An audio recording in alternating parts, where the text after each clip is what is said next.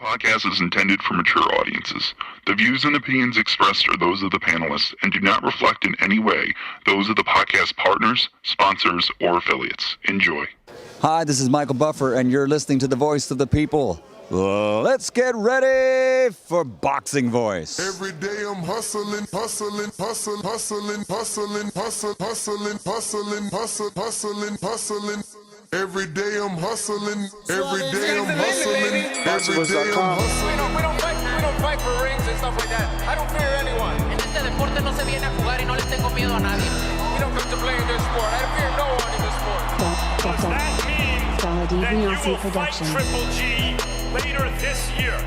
Como lo dije en la pelea pasada, ahorita mismo me vuelvo a poner los guantes. As I said in the last fight, right now I'll put on the gloves again. ¡Viva México! Canelo wants to unify all the titles. When did you realize, Andy, that you could take his power? Because of the Mexican warrior that I am, I got that Mexican blood in me. So, talking about the Mexican style, I just proved it. BoxingVoice.com. Ain't no other sight in the game to see the Boxing Voice.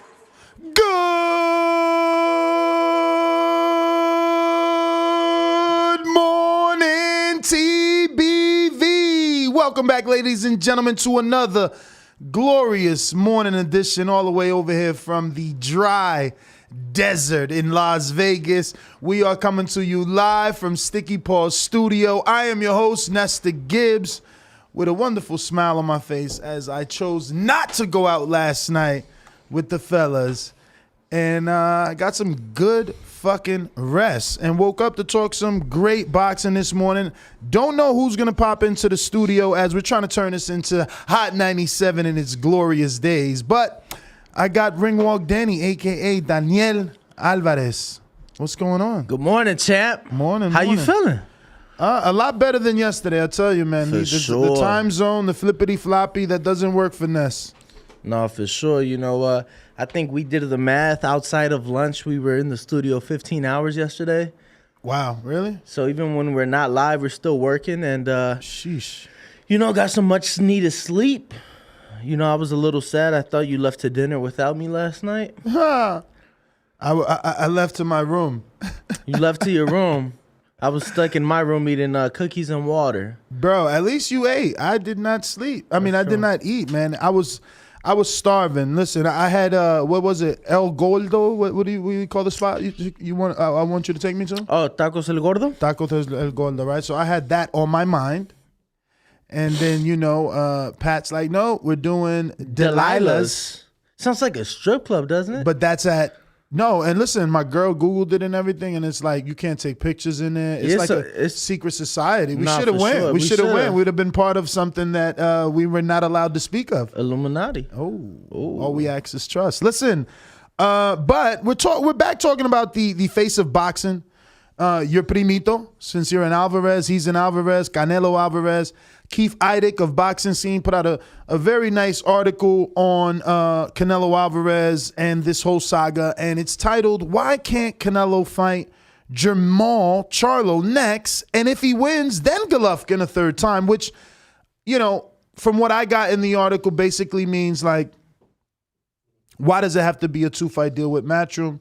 Do the 1 fight with Charlo and then fight Golovkin next versus a Bivol and a Golovkin fight. Because, why go to 75 to then come back down to 68? No, absolutely. And that's something you were talking about a lot yesterday. Absolutely. Like I said, handle your business at 68. Mm-hmm. You get what I'm saying? You have time. It's not much to do at 68. The fans, the public have been asking for Jermall Charlo. Where are they? Where are they asking this stuff? We read comments, we see what's going on. Twitter, the YouTube comments. We see what's being posted. People feel that Canelo has problems with black fighters, slick fighters, boxers. Mm-hmm. So the Jermall Charlo, Jermall being a 2-division champion, the Jermall Charlo fight to me is the most enticing out of the names that have been brought up. And to me, it leaves the possibility of even a David Benavidez next. I'd rather see that than see a Golovkin. Speaking of, David did an interview with Fight Hype, and he basically called out Demetrius Andrade one more time. You know, man, but come on, we're not gonna see the PBC Matchroom, Fox, possibly Showtime, and DAZN. Like, we're not gonna see it. We're not gonna see it. So you think that this is a waste of not only their time but our time? I guess informing the listeners. You think? No, I think it is good to inform, but realistically speaking, is that a fight I can see happen? No. I feel the same way, but it's weird that you would have this energy for this particular fight, and the public seems to have a lot of energy for Jermall Charlo versus Andrade, which is the same exact scenario, which is PBC and DAZN. I don't get it, man. It's just fights that, to me, at this moment, given the politics, is just unrealistic. You understand what I'm saying? Mm-hmm. None of these guys are Canelo. None of these guys bring in the type of money Canelo does. Canelo brings in a different type of money, different circumstances, and different scenarios can be, put into play. But that's not the case. Canelo is also a free agent. You understand? So even if his loyalty or his desires to work with Eddie Hearn, we saw in his last fight against Caleb Plant for undisputed at 168 pounds, I could go over to Al. I could go over to Showtime. I'm not exclusive. I am the cash cow. I could do 800,000 pay-per-views at $75. For Canelo is different. And I'm not saying it's a double standard. It's literally the fact that he is a free agent. It's literally the fact that he is a cash cow, that he brings in the money to make up for what these other fighters cannot, Mm-hmm. It sucks, though, because people really are excited for the possibility of David Benavidez and Demetrius Andrade fight. And with Andrade moving up to 68, he posted on his social media, this nice video of how he was the king at 54 and, a champion at 60. And now this journey is bringing him to 68. David Benavidez would be a fantastic dance partner. That would be a great fight and a good way for both men to earn the attention of Eddie Reynoso and Canelo Alvarez. Now, I'll say this. When you say both men, are you saying David and Andrade? Absolutely. Okay. Absolutely. Okay, I got you. Because you know that Eddie Reynoso feels that, Andrade hasn't done anything, and so has Benavidez in his eyes, right? So I'm just saying, David had told reporters that he believes Jermall Charlo versus Caleb Plant is happening next. So he's welcoming a fight with Demetrius Andrade. And I quote, "He's a great fighter. Why not make it happen? I'm tired of talking shit back and forth with fighters that don't want to fight." End quote. So yeah, I don't know. But he has this energy for everyone. And I mean David. The question is, are they really going to make a fight for him with someone outside of that PBC ecosystem? That, bro, it's just like something we haven't seen. The Andrade fights, if that was the case, we would have saw, Have we not seen a PBC fighter go to DAZN on any level? I mean, I know Jesse Vargas was the first. He's always been an Al Heyman fighter, and he was able to sign to DAZN. You really got me thinking. I don't know, man, but when you talk about like the world champions, you get what I'm saying? I mean, it doesn't have to be. Remember Terrence Crawford? Before he got Porter, he got Felix Diaz, he got John Molina. I mean, how long ago though? But he got 3 PBC fighters before he got Porter. All I'm saying is there's always a history of these guys working with each other. It just goes under our radar. No, for sure. Look, man, I don't even want to give an unrealistic thing so much attention. If it comes down to it, you get what I'm saying? If it comes down to it and that's the fight that happens, and so be it, But as of right now, it's not something I see. It's not something that it seems very realistic to me. You know, Canelo fighting Jermall next. That's a very realistic possibility. Mm-hmm.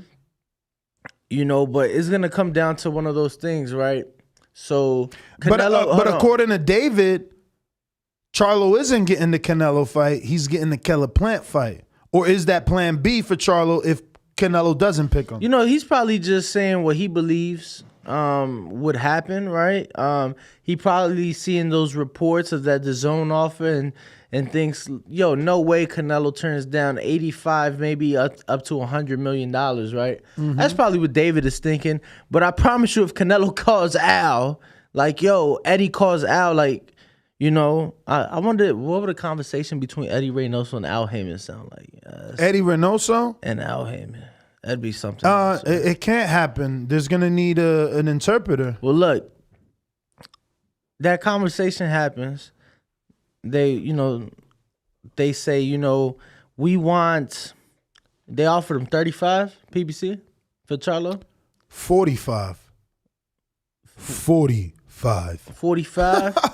Yes. But they tell him, look, 45 million. They tell him, look, Eddie's saying this much, give us 50. We'll do the Charlo fight. Nah, Dallas. but you can't just overpay Canelo. Give him 50, then you got to get a smaller back, and I got to make that 50 back. I'm guaranteeing you 50. That's a lot of bread, bro.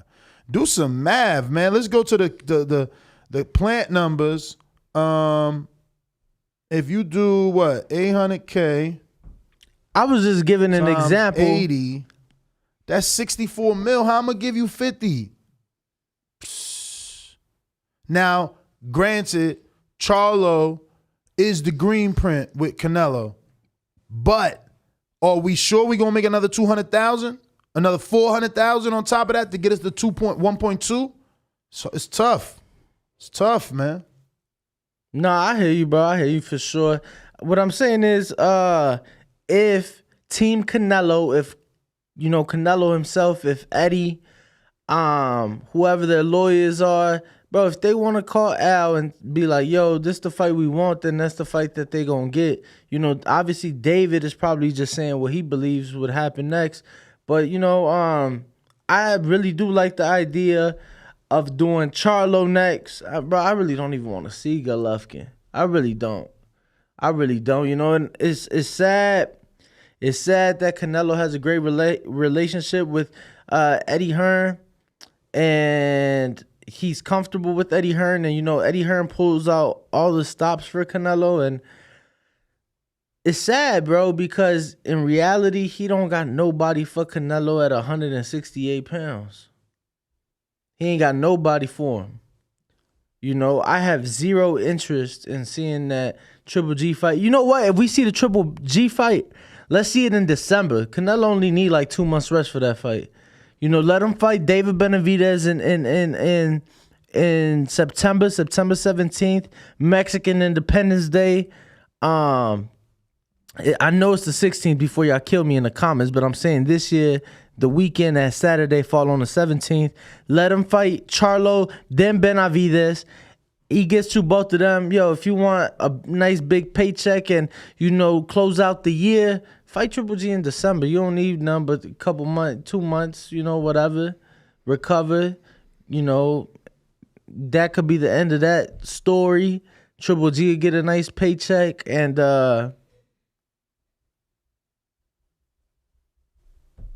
move on to 175 after that, bro. I don't even know who the hell wants to see that fight. Like, I'm sorry, bro. I'm over here trying to get Caleb Plant, and I'm just laughing. I'm asking for Caleb Plant. He's sending me 2 guys I don't even know. I'm like, bro, I need to prepare for some guys that I don't know. No, for sure. You know, the only other person that you could say Eddie has for Canelo at 168 is Andrade, obviously with him moving up. But bro, look, man, no interest for me. Give me Charlo, give me Benavidez, and then after that, whatever. You know, but we got a super chat. Midwest Boxing. Shout out to Midwest Boxing. He said, you guys can't tell me Canelo not hearing the Mexican legend saying he's avoiding top black boxers. If I'm not hearing that, how'd I bring it up early in the show? You know, it's not just the Mexican legends. It's everybody says it. Everybody says it. You know, but look, man, it don't matter who Canelo fight. He can step in against the El Rey de los Gitanes, the Gypsy King himself. Bro, people gonna say some shit. They gonna say Tyson was battling mental illness again. Bro, it don't matter what he do. You know, Chavez goes out there and he parties and, you know, cheats and, you know, Canelo does too. Shout out to them. And, bro, it's like Chavez could do no wrong in the eye of the people. Canelo could do no good in the eye of the people. Bro, it's crazy. Yo, that shit just pissed me off, man. Where my coffee? I'm pissed. Bro, it don't matter who. Yo, have you heard of... Never heard of him. So I see people in the comments talking about you don't speak for all of us. Some of us want to see the Triple G trilogy. What y'all want to see? Y'all want to see? I do want to see the Triple G trilogy. Not that I want to see it over any of the other fights. Exactly. But I do, so which one y'all want to see more? But that's the thing, bro. I do want to see my man catch that body over Triple G. I want to see him stop body, him. bro. I want to see him stop him. It's like I felt like he would have caught that body after the second fight. Like, you get what I'm saying? Triple G ain't done nothing for me. Like, nothing. He ain't done nothing for the sport since, like, bro, come on. Like, who have you fought? Yeah. Like, bro, you fought your mandatory, some dude from Poland, and you looked gassed. You looked tired. You looked terrible for real. Like, bro, that fight don't even interest me. Exactly. There are definitely better fights than Triple G3. Like I said, bro, if he was to go Charlo May, Benavidez September, bro, you could smoke. You could smoke on that Kazakhstan pack in December. You could smoke on the Kazakhstan pack in December, bro. Like, but I want to see the Charlos of the world. I want to see the Benavidez's of the world. Like, when we get to talking about those fights, I see people saying, well, what has Charlo done? You know what? You know what? We back to that? You know what, though? People are still calling for it. People are still calling for it. Yep. They're saying he's scared of the black fighter. He cannot fight a black fighter. He can't fight somebody who's slick. Triple G ain't that. Triple G, you know. Yeah, but Triple G, he's got history, so no, absolutely, they're gonna want that fight, and there's absolutely, there's some sort of nostalgia there for people. Absolutely, there's a nostalgia. There's a history, you know, in the first two fights, and the second fight that didn't happen at the time it was supposed to happen. I don't know, bro. To me, it's just like, would I mind the Triple G fight? If it's next, yes. If it's next. If it's next, yes. Yeah. I mean, I think that I wouldn't mind if it's next either, because he just undisputed. So if he chose to take a lesser fight, who are we to complain? He just undisputed a division. Guess what Josh Taylor is doing? He's fighting Jack fuck all Catterall. Yeah, I mean, Canelo fought Yildirim, though. They're mandatories. They're mandatories. But Yildirim wasn't after undisputing. No, it wasn't, but it was the same scenario. Where the sanctioning body's like, all right, cool, we'll let you we'll push this fight off to get this one, but this one has I'm to just be saying, next. man, no one can go through 20 straight tough fights. Like, that's not gonna happen. You know what I mean? So if he just undisputed, he's within right to take a softer fight. And if that's Gennady, who we will say is the best name and the biggest test on Charlo's resume, if they were to fight, that's not a problem. Like, that's not a cherry pick, and it's really not a tune-up. You know, there's no guarantee that Jaime Munguia can beat Gennady Golovkin. There's no guarantee that Charlo beats Golovkin, you know, or Ryota Marotta. So I'm just saying when we throw Canelo's name in the mix, it's like, oh, easy fight for him. So everyone guarantees that Canelo's get this win over these people, and it's kind of unfair, man. No, for sure. We got a super chat from Ken. He says, "I'm with you, Doomy." I think he meant Danny. Triple G versus Canelo is straight trash, basura. What has he done after fighting Canelo? Straight caca. For the English speakers, as straight shit, dookie. Mm-hmm. And then we got Valo Uchiha with the super chat. He says, if Canelo fight Triple G, he will be the only unified champion from all the fighters you guys are talking about on paper. It will be on history. I don't get what he's saying. The only unified champion. If he fights Triple G, Triple G only has one belt. Yeah, he's not unified. I mean, he has the IBO. I don't know. He's semi-unified. No, stop. Don't do that. Don't do that. Shout out to the IBO, but don't do that. Shout out to the other green belt. You right. What you mean? Don't do that. But don't do that. Crazy. Jerron want that belt. I think I can't wait to get my IBO up in this bitch. No, that's what's up. But don't do that. I think they're saying, assuming he gets past Ryota Murata, Toyota Corolla, and he wins that fight. At which point he would be unified. Aha! And again, that would be a unification that none of these other guys have done. I got a counterpunch from James Benitez. Are we up and running on Skype there? Key in? Yes, sir. Let me get James Benitez. James, I'm going to just go ahead and play this intro so we don't have to remember to do that later. But he wants to cut the line here. He's got something to say. SDS promotion. Real hate, man, that's like an art form, man. It's like you like a born a hater, like myself. Hey, you not really don't care about this bullshit, man. I'm here to tell you right now. Who says just hurry up and just fight somebody that we actually give a damn about? We don't care. We don't care. Charlo with the little Instagram post or whatever with the signed signature. Man, there's no way in hell he signed up to fight no Canelo, man. Hey. 2 other knockdowns that Wilder been knocked down and the footage been scrubbed off the internet, man. We all know that too. Winner of the 9th annual Player Hater of the Year award is James Benitez. I know what's coming this side. I think I deserve that award too, man. Yo, Ness, man, you should have played my playing intro, man. But how you doing this morning, man? I'm good, man. I'm good. Good morning. Hey, good morning. Hey, man, Rainwald Danny, you cap, man. Like, nobody really. You know what? Canelo does deserve a real soft touch, man. So I think we should all just go ahead and strongly petition for that Charlo fight, man. I really do. Let's go ahead. Let's let Canelo get that big ass payday. You want to give him $50 million? Let's give him $50 million. 50, right? So we can go ahead and see him wash the floor with Charlo, man. What you think he gonna do with Golovkin?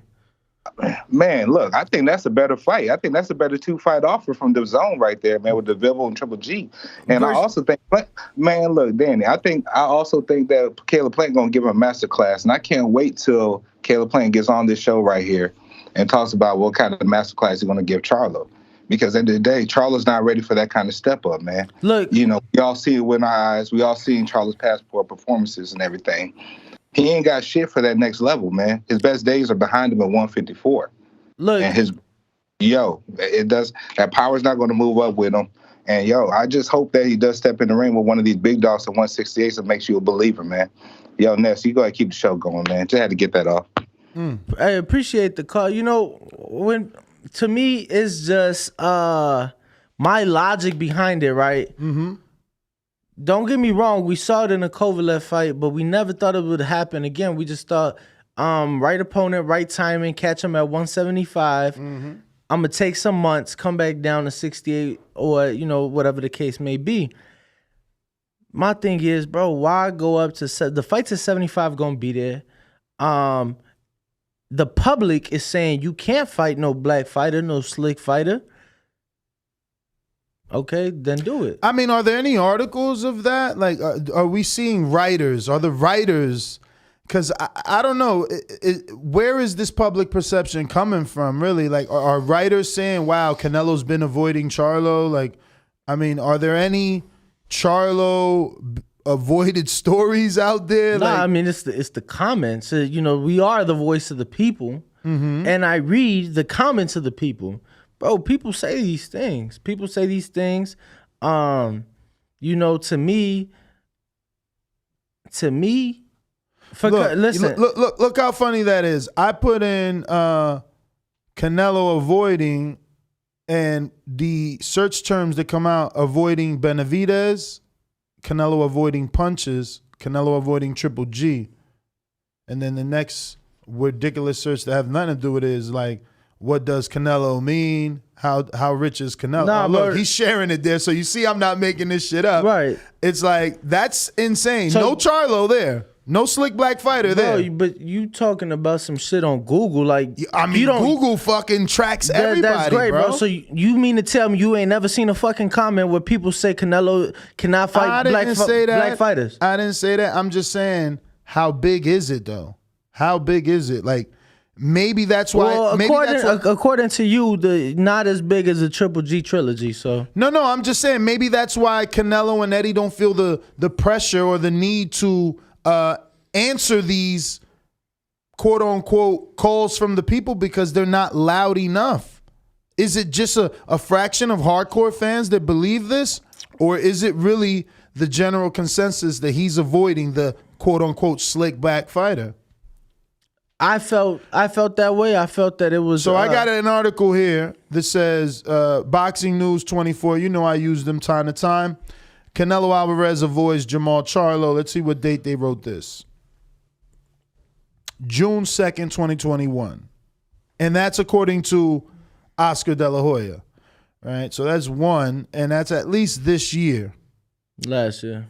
And look, it says, people also ask, is Canelo avoiding Charlo? So let's see here. Boxing Scene. Canelo on criticism that he's avoiding Benavidez and Charlo. Let's see what Boxing Scene has. Wait, we got another cash app from James Benitez. So you want another one, James? You coming back? Man, just run it back, man. Yo, man, I really get tired, man, of this goalpost always being moved over for Canelo Alvarez, man. I mean, yo, people at one time saying, oh, he needs to fight a fighter like Kirkland. He needs to fight Jacobs. He needs to fight Trout. He needs to do this with Mosley. I mean, he lost to the greatest of all time.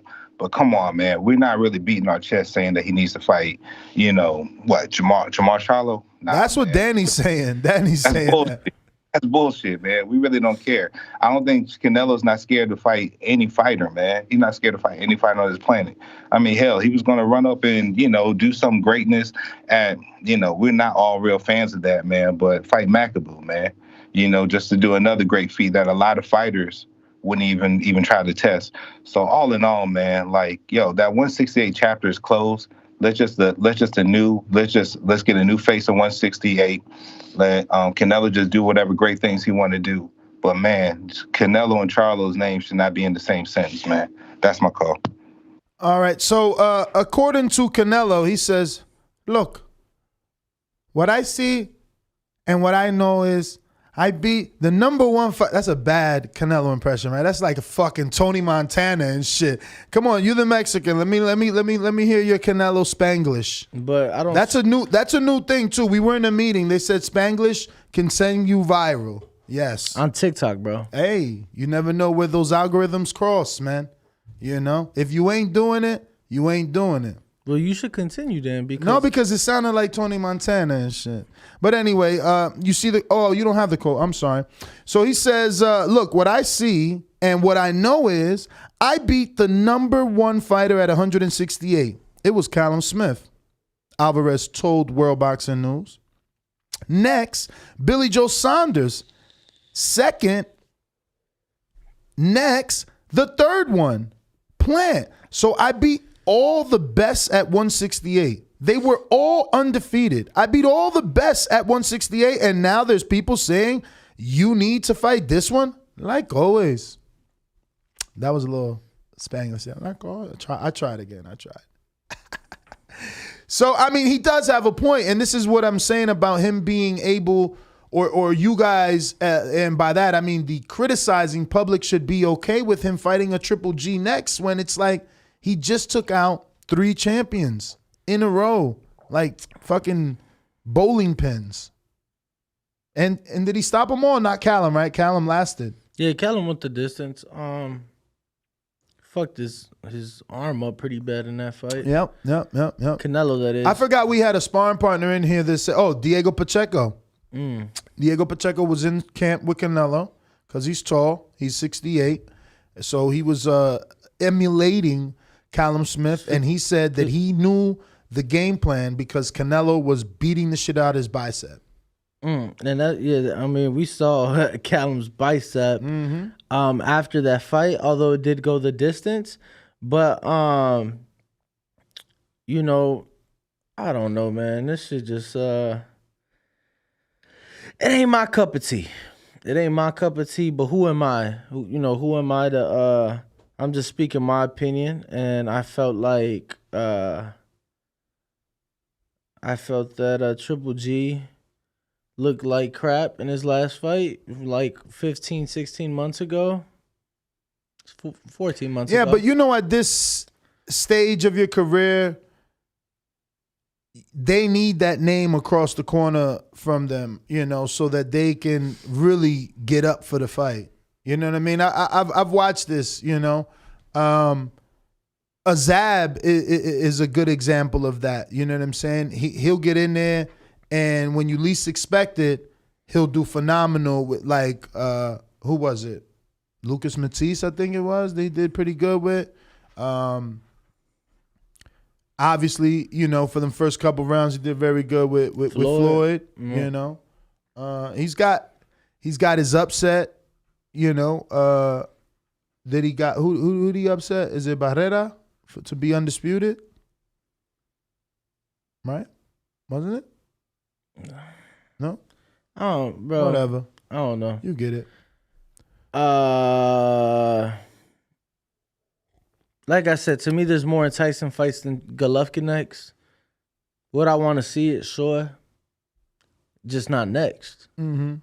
Like I said, to me, that's a But fight. I mean, again, as a fan, don't you care that he needs a softer touch after fighting the youngest champions available at 68? Like, Plant's not old, nor was Callum Smith.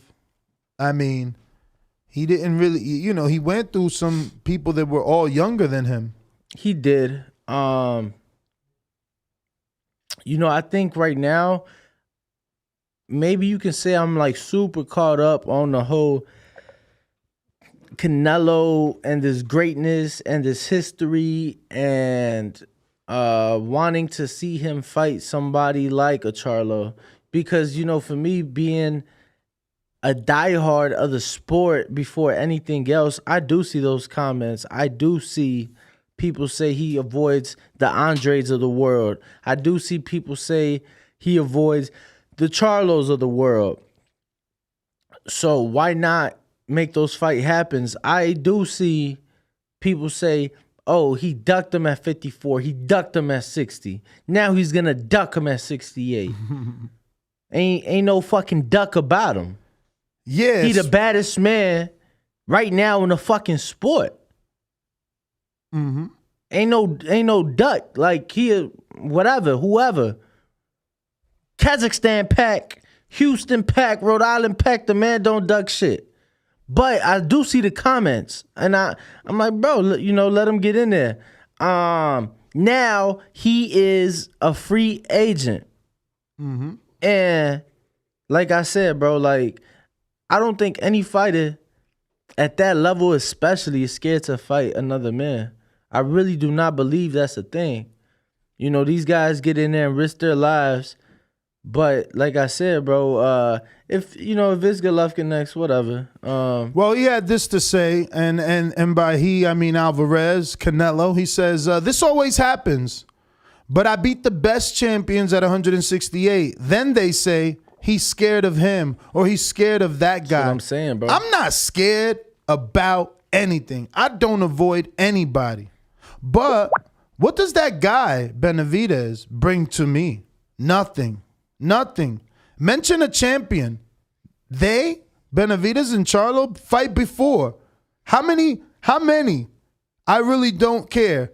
Haters will always going to be haters. But he's asking how many champions have Benavidez and Charlo's fought. And that's like a very good question. I mean, who to you, who is Who is the best win of David Benavidez' Anthony career? Durrell. Who is the best win of Jermall Charlo's career? Austin Trout. That was at 54, right? Mm-hmm. Okay.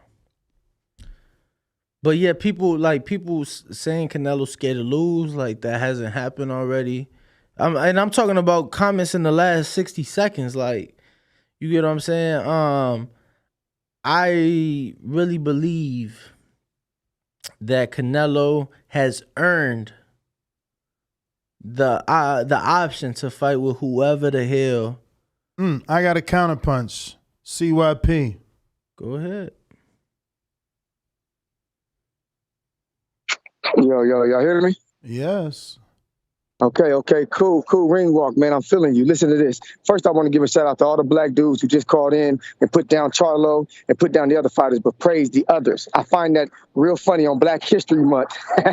Brothers still want to put down the brother and praise the other. That shit is real funny. I want to live for the day when they start doing that for us. Secondly, Oscar De La Hoya, Marquez,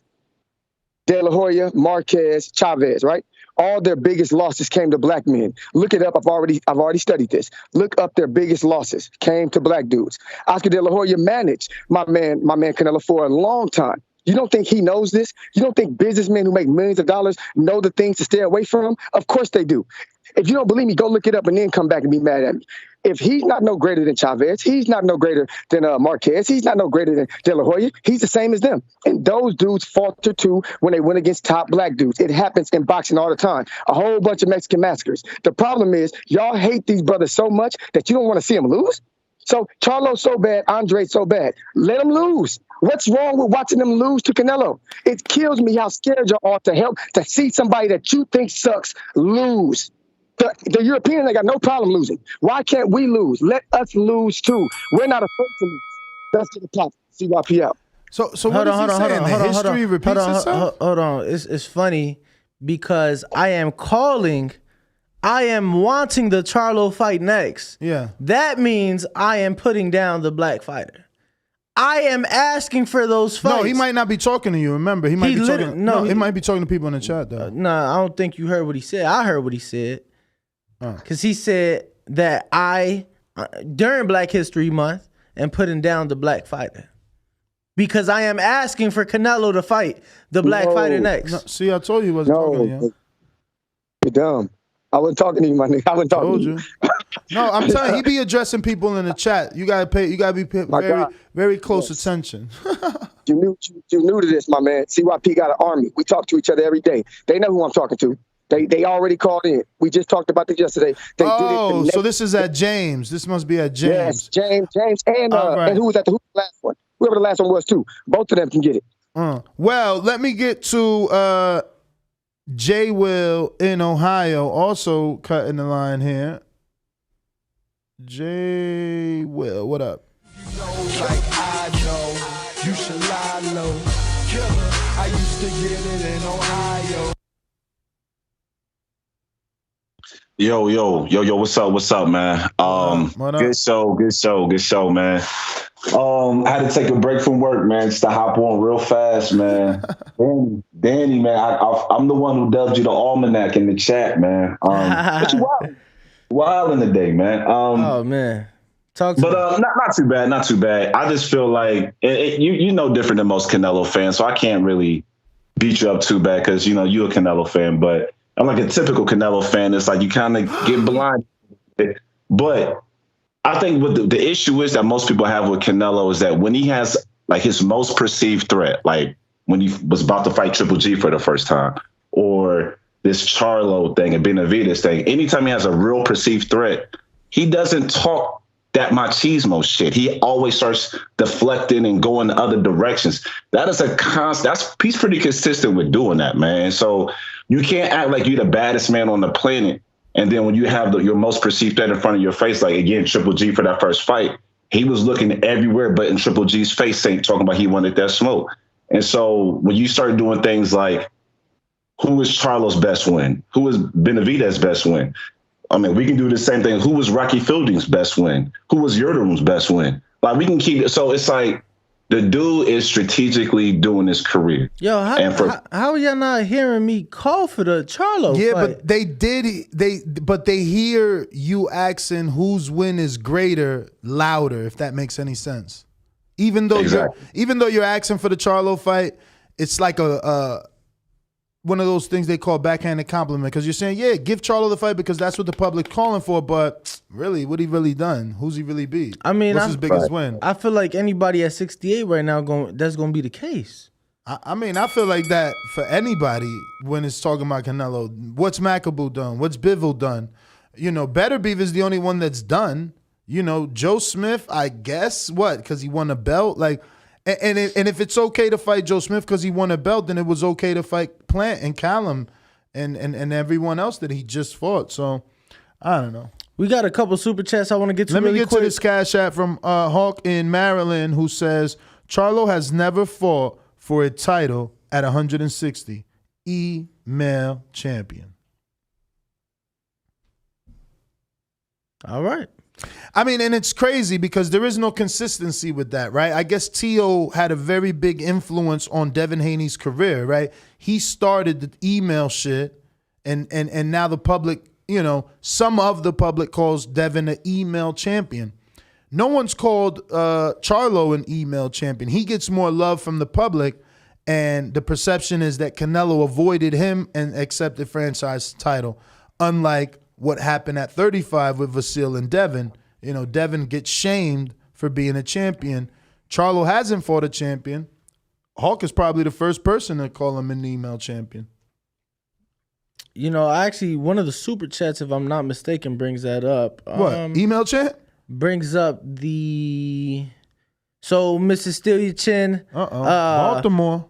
Blair Cobb's biggest fan right here. Yes, sir. He says, so Loma Duck... Shout out to Bozianas that hit up TBV already, calling cap on the interview with Blair the Flair. Shout out to Bozy. Mr. Chin says, so Loma dug Devin with franchise, but Canelo didn't dug Charlo with franchise? So I can understand. That's what I'm saying. There's no consistency, you know? Charlo has more defenders than Devin Haney. D Nice 718. That's New York, right? 718. Yep. But I think he's in Tampa now. Oh, what? He says, Buenos dias, mi gente. Love in the studio. Keep grinding. How's the weather out there? I'll be in Las Vegas next week. It's gotten nicer from what it was last week. It's warmed up, man. It warmed up just a little bit. I think it was like 69, 68 yesterday. It was supposed to get to 70, but it didn't, though. It didn't. I know Monday is supposed to. Right now it's 46. Yeah, you know, 6:40, allegedly sunny. You know, 6:44. But when I walked in, it was fucking nighttime out here. Yeah, this is new, man. Let me tell you guys. I'm showing you the utmost dedication because this is early, bro. Like I used to start the show at 9, so you know, being up at 6 isn't a big deal. But this is starting at 6. Being up a lot earlier, it's not no joke. No, for sure. We got Midwest Boxing not saying Canelo's not great. They talk like he's the best ever. Look at Oscar De La Hoya. In his prime, gave black and black Latinos that work. How many though? Stevie Forbes. What was it? Frankie Randall, maybe? Yeah, he gave. I mean, Tito obviously won the fight, right? Who? Tito. I mean, Tito Trinidad? Yeah. I mean, I guess that's considered like, that's I don't know. I guess that's considered something, but. No, I'm saying because he said black and Latinos. Oh, I didn't even see the Latino. Yeah. I'm sorry. Yeah. So I'm saying he gave black and Latino. You know, I don't know. I don't even consider Oscar Mexican, so. You don't consider Oscar Mexican? Nah, bro. Why not? Because he's Mexican American like yourself? I mean, correct, like myself, but bro, like who'd you represent in the Olympics?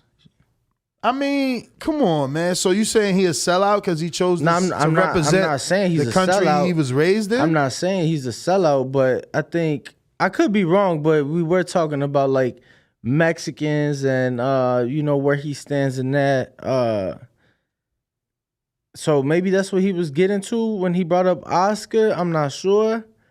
or maybe it was just a comparison. I'm not really sure. But shout out to Midwest Boxing. Shout out to the Midwest. Shout out to Chicago. Shout out to Midwest. I think that's the second one today. Appreciate the support. There were some other things that were floating around out here in these social media streets, man. What you talking about? Have they given a location for Shakur and Valdez? Not officially, but everything that we've seen has said the MGM Grand Garden Arena, April the 30th. Mm-hmm. We did see contracts were signed. You are correct, Rider of the Storm. I'm sorry, disregard that. But everything we've seen does point to Las Vegas, Nevada. Contracts are now signed. Lucky me, man. I'm in the right place. Now you are. These days. Now you are, in the melting pot. Right? This is where it's all happening, man. For sure. Especially since the pandemic, New York and California have kind of had it worse than we've had it here. Shit, the mask mandate was just lifted yesterday. Yeah, yesterday they lifted the mask mandate. Here in Las I don't think anyone knows because they were looking at us weird in Walmart. They made me feel like, yeah, put your mask on. I'm like, they didn't say it, but that's how I felt. Like, oh, I got to put it on. You talking about when we were at Target? Okay, Target. But Walmart. the notification literally came out while we were there. Yeah. The notification literally came out while we were there. I had been informed that was going to already take place. But why? Because you were in the Air Force, you got a little secret email? Nah, I just follow the news? Yeah. Yo, shout out to Canna working in the back, man. Don't forget to check out youtube.com/The Boxing Voice. Whenever you're not checking out the live podcast, we're uploading videos daily. We have a fantastic video here with Elaine Bridges. That is the sister of Ebony Bridges, right? Okay. All right. Okay. We also got some stuff with Frank Smith, the CEO of Matchroom and DAZN. Well, not DAZN, but Matchroom. They have that broadcasting deal with DAZN. We got some Bill Haney up there. We got some Johnny Fisher, who's fighting this weekend. Some Felix Cash, who's fighting this weekend. So don't forget to check out the YouTube channel. Other than just the podcast, there's always uploaded videos. Amanda Serrano interview, obviously discussing her fight with Katie Taylor. And, Canna always separates our daily interviews. So, if you don't want to sit through the 3-hour podcast to find the Blair the Flair, it'll be uploaded. I don't know how long he takes, but it'll be there. And the Johnny Rice is there, which everyone is loving, man. Tevin Farmer is in my comment section laughing about that one.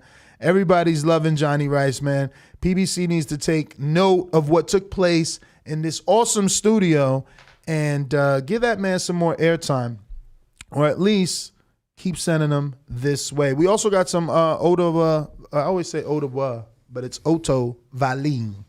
Why do I always do that? Otto Valine. We got some interviews with him as well. He just coming off of a little tune-up win. And John David Jackson. What's this girl's name?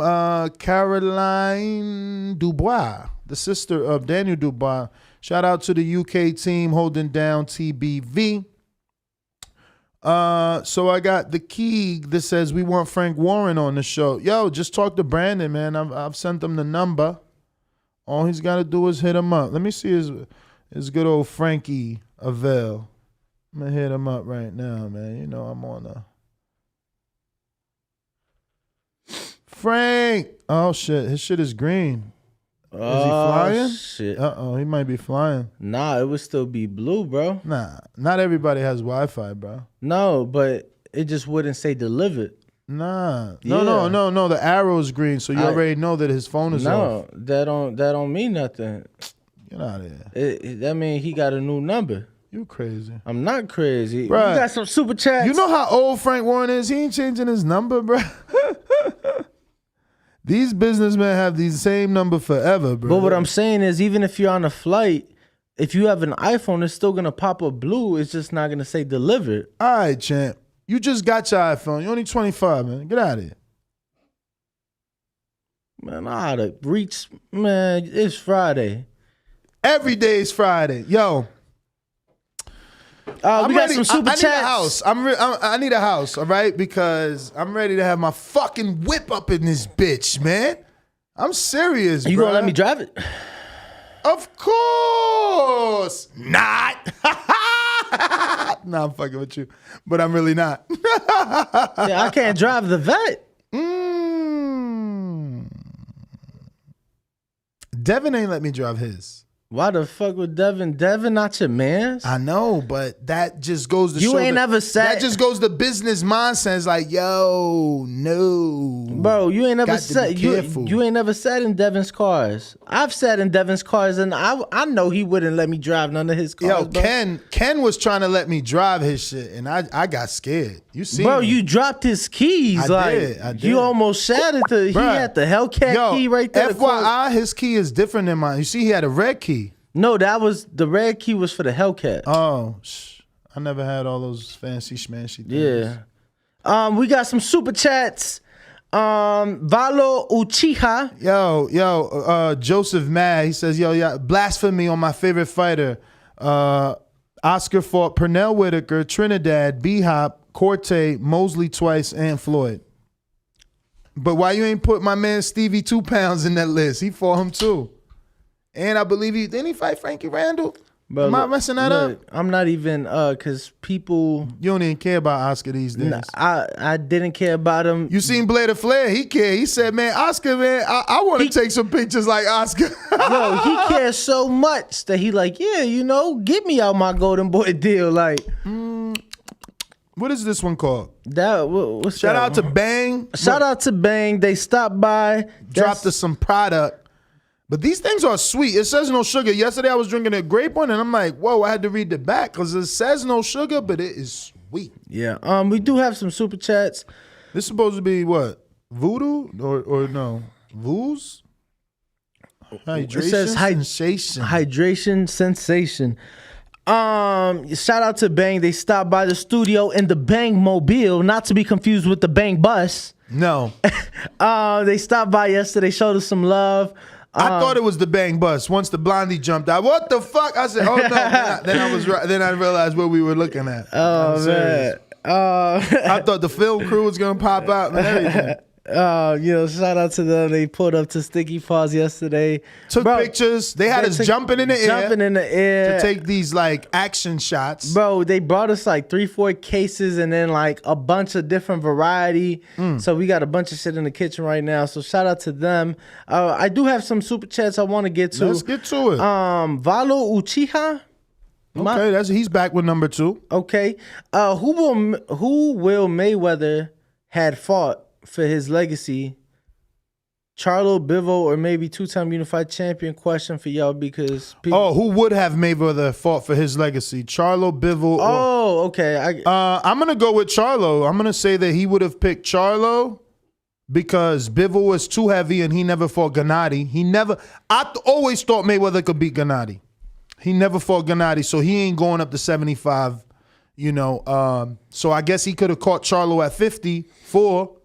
Right. And definitely beat him. But I think it would have still been a dangerous fight for Floyd because Charlo rehydrates nice. Like he For sure. He's fully weighed in when he weighs in the next day, rather. We got Ryder of the. But who you think Floyd would have chose for a legacy fight?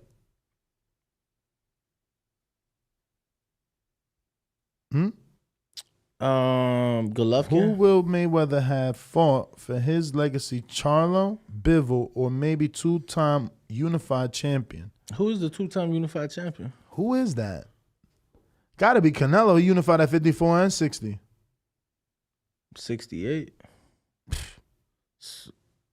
I don't know. I mean, I guess he would have fought Canelo again. Out of the two names that we know for sure. Canelo. I mean, I think Mayweather's so arrogant. It was like it was like that Marquez shit. I'm not giving you a chance to fight me again. I beat you. I told you I could beat you. You ain't getting another shot. Yo, and as much as I love Canelo, bro, let's be realistic. That wasn't a close fight. Which one? Canelo and Floyd. Oh, so you wasn't in agreement with the 114? Fuck out of here. Fuck out of here. Look.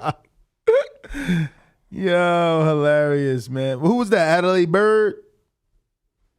And then we got another super chat right of the storm. Weak-minded individuals playing the race card. James Benitez, any truth to this? Keith did under 150K. Have you heard anything? I ain't seen not from our original, or should I say, normal sources. You know, I like to believe the Dan Rayfields, the Keith Idicks, the Jake Donovans, the what's my man's name? Michael Coppinger. Mr. Sources himself. I fuck with Kevin Ioli. Who else? Who else out here breaking news? I think that's about it. You know, I'm shocked Eddie hasn't done an interview. My man always allegedly knows. Mr. CYP with a super chat. Bro, it's like his third one that just says CP. I know I'm like new to the show, but what that mean? Oh, counter punch. Oh, okay. It means he about to counter punch whatever you just said. Oh, what? Skype. We got James. Oh, hold off. Okay, But don't forget my Las Vegan Jaime Nieto. All right, go ahead. Yo. We hear you. Let me know. We hear you. Okay, cool. I'm glad you came to me after the weak-minded people use the race card. Some people just aren't smart enough to understand that promoters would pray to God that they had a big white boy who was good at boxing, a big Mexican who was good at boxing, a good black dude who was good at boxing. Those fights generate the most money. When you have country versus country, race versus race, it generates the most pay-per-views. If you look at Wilder Fury, the last $1 million official pay-per-view buy was them. If you look at it before then, you got Floyd, you got this, you got that. Look at the race. Look at the racial dynamic. The fact that Manny Pacquiao fought till he was 40-something proves my point. Like, when you have a whole nother racial fan base, it always generates more money for the boxers and the promoters. The fact that y'all think that that's weak-minded shows me that y'all ain't got no money. See, everything I say is not anger. If Charlo loses to Canelo, that's fine with me. Just give the man the opportunity. I'm sick and tired of black dudes having to do twice as much to get the same thing as everybody else gets. That's all my issue is. Beat him. I have no problem with Charlo losing. If he loses, that is fine. Just give him the opportunity. If Tank loses, fine. If Wilder loses, fine. Just give these brothers the opportunity, or stop calling yourself the best and quit bringing up all these other things that you don't bring up with nobody else when it's time for them to get in the ring. CYP out. I got Hawk in Maryland who says Charlo has never fought for a title at 100 and you said that already, Hawk. Let me see.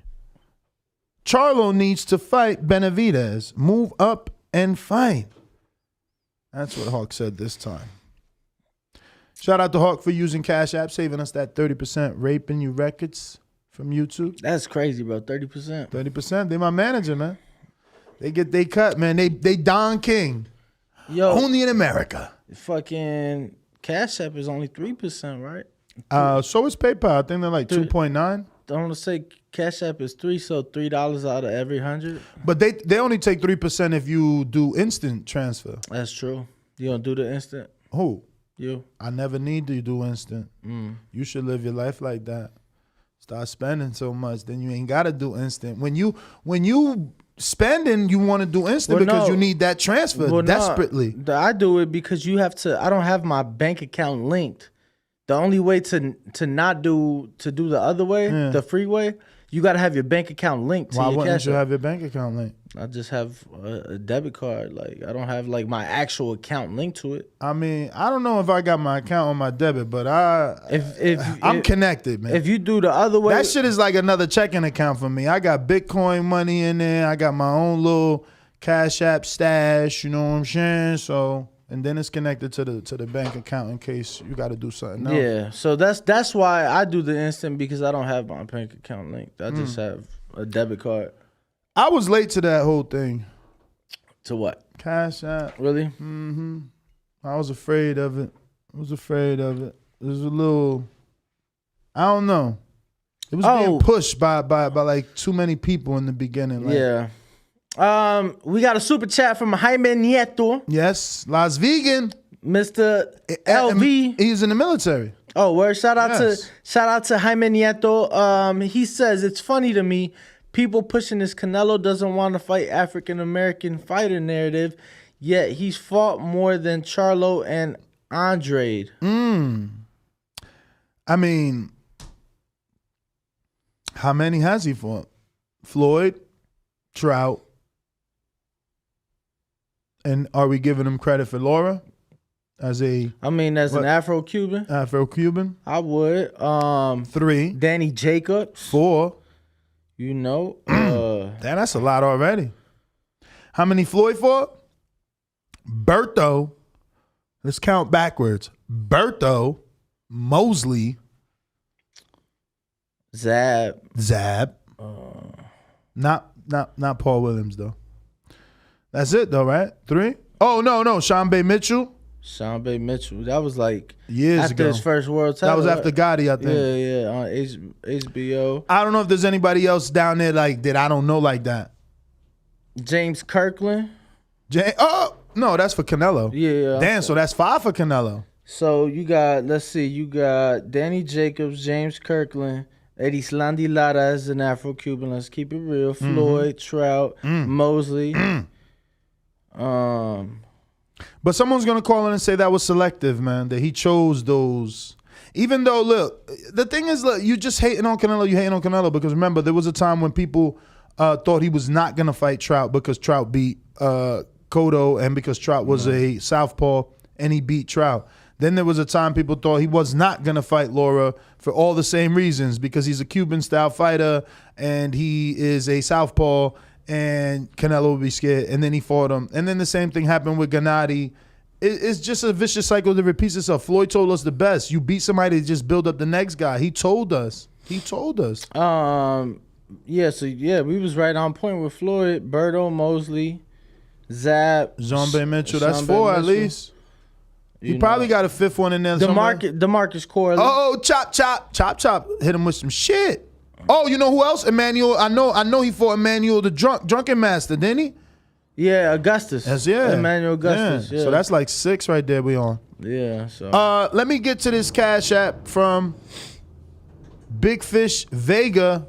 Counterpunch. Let me go ahead and just play that intro, get it out the way, champ. Whoa, is that the garbage? Is it an earthquake in this motherfucker? Let the little fish go so that we can catch the big fish later. I'm the big dog at the welterweight division. WBC and IBF welterweight champion of the world. At the end of the day, I'm a way better fighter than Terrence Crawford. TheBoxingVoice.com. Me and Terrence Crawford on this side of the street. We cleaning our side of the street, then we coming after Crawford. 60-40 or 7-30, whatever we give them. Say something else. Say something else. Big Fish Vega. Big Fish Mafia. It ain't a movement, it's a lifestyle. SDS Promotions.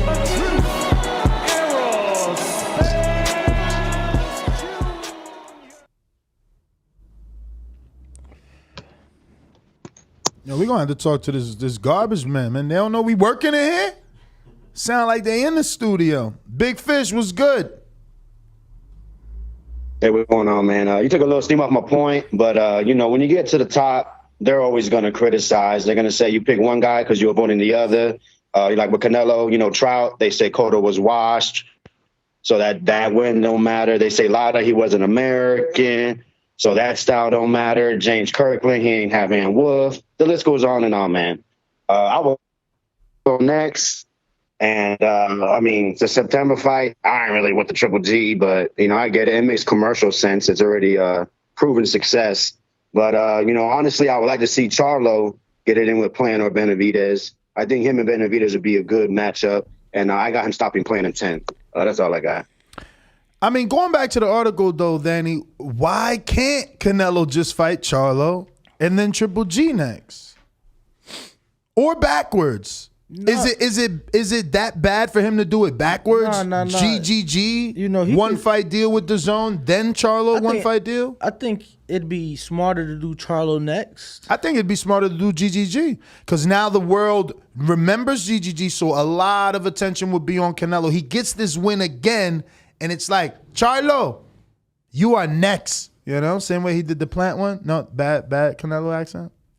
The reason I say I'd like to see Charlo next is because I do feel that Charlo would present more complications. It gives him more time to prepare. What kind of complications? I mean, he's a slick fighter, you know. He's slick. Let's get this out the way. Slick is Purnell. Slick is Tevin Farmer. Slick is Crawford, right? Yeah, but I'm saying more so than Billy Joe Saunders, more so than Callum Smith, more so than Yildirim. Like this would probably be. I mean, Plant gave him issues early on in the fight as a slick fighter.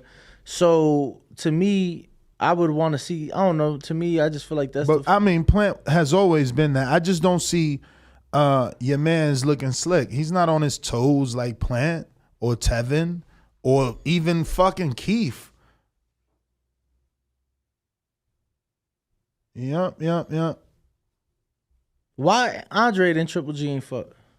Andrade and Triple G. Because DAZN understands that the money they're going to make, the most eyeballs they're going to get is with Canelo. So they're protecting Triple G. They're not forcing him to fight Andrade.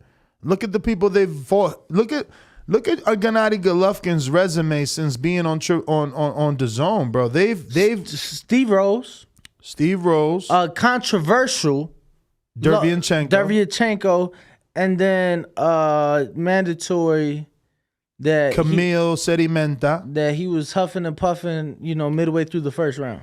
So they've kept him alive, bro. They've kept him alive because they need that third fight. They need that third fight, bro. There's money in that fight. And Canelo, he obviously doesn't care because he continues to wait this long, which is, it's taking steam out of the fight. It's taking pay-per-view interest out of the fight. They need to go ahead and strike while the iron is hot. And I don't know that it's hot anymore with the performances of, Gennady Golovkin as of late. No, for sure. Another super chat from Valo Uchiha. He says Triple G is more for the Mexican people, to be honest.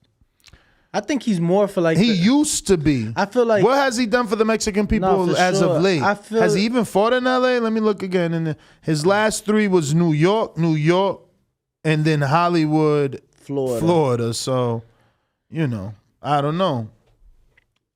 He used to be Mexicans for Triple G, and that's because they wanted to see him fight Canelo. He posed some sort of threat to Canelo, but that shit is over. I feel that he was more for the essays. Really? Yeah. Why you say that? I mean, you're the Mexican. I don't know. I wouldn't. Why? Why would you say that? I just feel that more people, the people that was really into Canelo, I mean into Triple G, it was more them wanting to see Canelo get beat. But it reminded me so much of Floyd. Of course. It reminded me so much of Floyd. It wasn't that deep. But I think it's just like Floyd said, when you at the top, they want to see you lose. They want to see you lose, man. No, for sure. It was just crazy, your own people. Word. But, bro, countless, I don't even want to get too much into it, but countless people, like I said, it don't matter what Canelo accomplishes. I've said it. I said it before the Macaboo thing was a thing. Mm-hmm. He could move up to heavyweight to fight Tyson Fury, the Gypsy King. Beat him. And people gonna find an excuse people really hate on Canelo.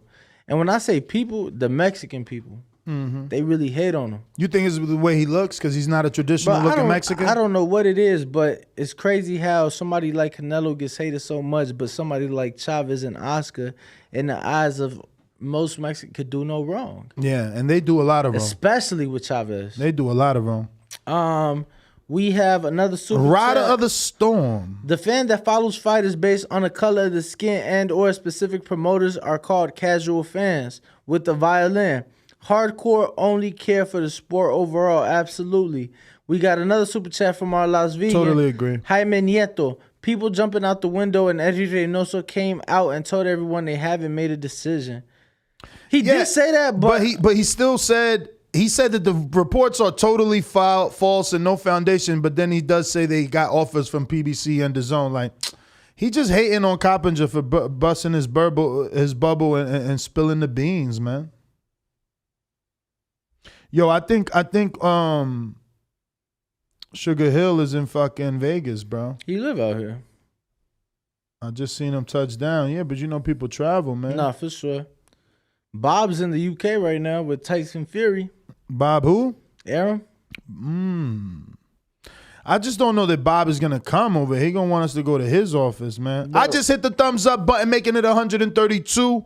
You know what you need to do. Hit that thumbs up button too. It helps with the visibility. The show's gonna put this episode in the eyes of other boxing fans that wanna talk some Canelo Alvarez. No arguing, just some debating, going back and forth, talking about a little bit of boxing. I believe that either way Canelo goes, it's not a wrong thing, but as a fight fan that wants longevity out of Canelo because he attracts so much attention, do Golovkin next. Do Golovkin next. Let Charlo get... I disagree, but... You got to let Charlo get that 168-pound fight so that people are not saying, oh, he beat him because he moved up. He should have fought him at 54. He kept moving him up. He's too slow. He was fast at 54. He was fast at 60. Canelo got him fat. Come on, man. I know what's coming. We got another super chat from Jaime Nieto. Time to ring the alarm. He said Charlo hasn't fought one champion since he became champ at 160 pounds. Let that sink in. I mean, we know this already. People keep saying this already.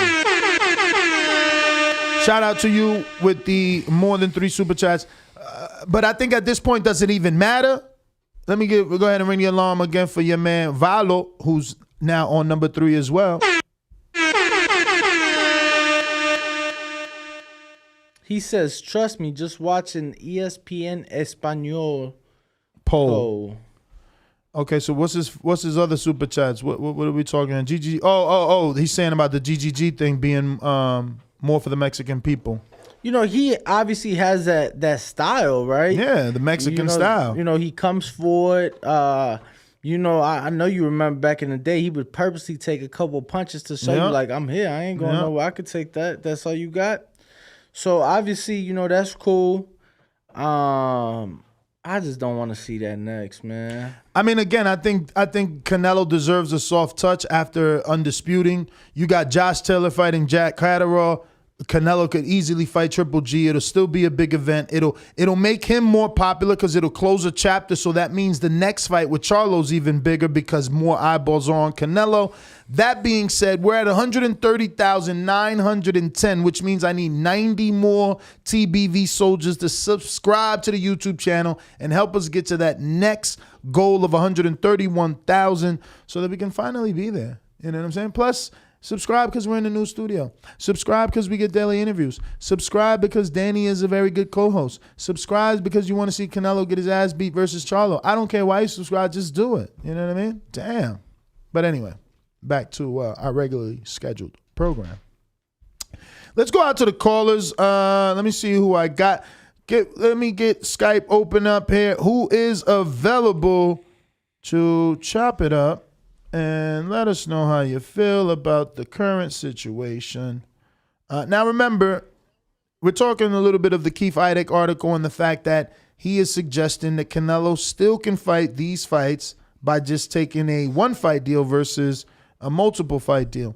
But we got Stainless in the building. It's kind of been a minute, so we're going to go on out to you. What's going on, my friend, in Detroit?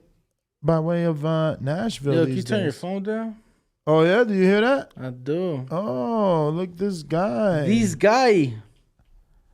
All right. So, Stainless hasn't called in so long. I'm lost as to where I left his intro. Oh, there it goes. Purple. Red belt, black belt, WO and green. I'm king. Undisputed GOAT, TBE. And you can catch the news first on TBV. Voice of the people, now let me speak. Scientists of the sweet, BOXING. Yo, TBV, what's good? You can hear me? Perfect. Stainless. Yo, Ring Walk Danny, man, I've been waiting to get on the show. I had to switch up my profile name just so I can get ahead of all these big fish in this little bitty ass pond. Happy Friday to you, man. Shout out to the Big Fish Mafia trying to do something. Yeah. But it's A-Side Stainless turn. Ring Walk Danny, what's up, man? Good to have you back on the show, man. We get to see you correspond all the time, but some people ain't know how long you've been rocking out with TBV. Man, I appreciate that. Hey, man, you know it's TBV for life with me, man. Next, man, happy Friday. What up? What up? So we still talking this Canelo Charlo stuff? We sure are, man. Biggest news in boxing right now is what's the man gonna do? Well, like I said, I gave him a pass, man. You know, he just did that 168 thing after he beat Plant.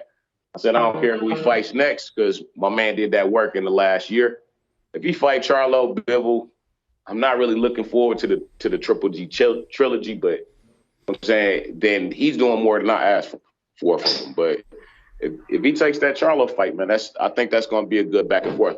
Personally, I don't know that Charlo beats Canelo, but I think it'll be a good fight. You know what I'm saying? It'll probably have more fireworks than the Billy Joe and what's that Liam Smith fight for sure. You know what I'm saying? It'll probably be on par. If not, maybe a little bit better than a Plant fight. So where are you with this Benavidez Andrade? Are you like my good friend here, Danny, who's just like, man, I'm not believing in this fantasy fight. There's two different networks. It ain't gonna happen. They talking about fighting each other? Yeah, Benavidez came out in an interview. He says he believes it'll be Charlo and Plant next. And he's like, that leaves me with an opportunity to fight Andrade. I'd like that fight. But I just feel like, come on, bro. It's PBC. It's Matchroom. It's Fox/Showtime. It's DAZN. Like, I'm just being a realist. I don't see that fight happening. And would I like to see it happen? Absolutely. But I don't see it. I mean, it's possible, man. Look here, man. Andre and Eddie Hearn have both gone on record saying that they trying to get the big fights for him and they don't ever happen. That's a big fight. You know what I'm saying? I don't know how far DAZN would go for it. You know what I'm saying? But I think Eddie Matchroom and Andre will probably do whatever it takes to make that fight happen. It is a fantasy fight. I like, realistically speaking, it's a fantasy fight, but I think at the balls in their court, they're gonna try to do something because his resume is not that deep. I think he's a great fighter, but people always throw the resume in there, and his resume ain't that deep. So he needs a Benavidez fight, and that would definitely give him bragging rights over Charlo. So, but man, I hate to say it, your boy got to get back to work. So as I always say, please make sure you push that thumbs up. Share this in every episode of the Boxing Voice podcast. This is TBV for life. And if you ain't on Patreon, it's because you're stupid. Peace. Nah, for sure, Stainless. Shout out to you, brother. Thank you very much for your call. Once again, like I said, I just don't see it given the promoter, given the network thing. Is the idea of a Benavidez and an Andre fight attractive? It absolutely is, but is it realistic? Probably not. Not too much for me. But it is what it is. Canelo has a lot of options, and he did make a great point in the sense of saying Canelo undisputed in 12 months, less than 12 months. Fought 4 times it was 11 months, I want to say. Fought 4 times in 11 months. Canelo can fight whoever he wants next. Mm-hmm. He can. But Canelo's not going to take no easy fight. We're sitting here, and I'll be the first to say, I do believe the Triple G fight, should it happen the third time, will be an easy fight for Canelo. That's still a difficult fight. But I think Canelo has just set our expectations so high because he's just fighting top name after top name. And I know, obviously, he fought the Yoder mandatory. Not talking about that. But, Canelo's resume is deep. You get what I'm saying? Canelo's resume is deep. And I think he is looking to add to that. And that's, I really do believe that he wants nothing but the most challenging fights. He already has an L on his record. What is he scared to lose? You get what I'm saying? I am a believer in that legacy thing, so can he fight whoever? Absolutely. Can he fight whoever without being criticized? Absolutely. Without being? I don't think so. So you think he'll be criticized for fighting one of the names they're talking about? Either name he chooses, he'll be criticized. But should he be, though?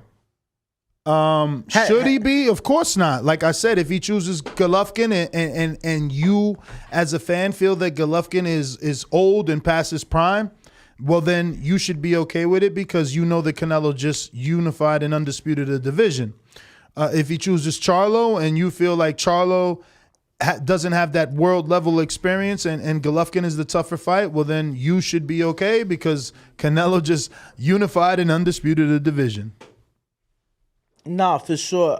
Look, man, they're gonna criticize him regardless. Hopefully we hear an announcement in the next week or so. Hopefully we'll hear the announcement here on the show. We could get Saul and Eddie in here and, no golf, no life. Maybe hit the green after a nice morning show.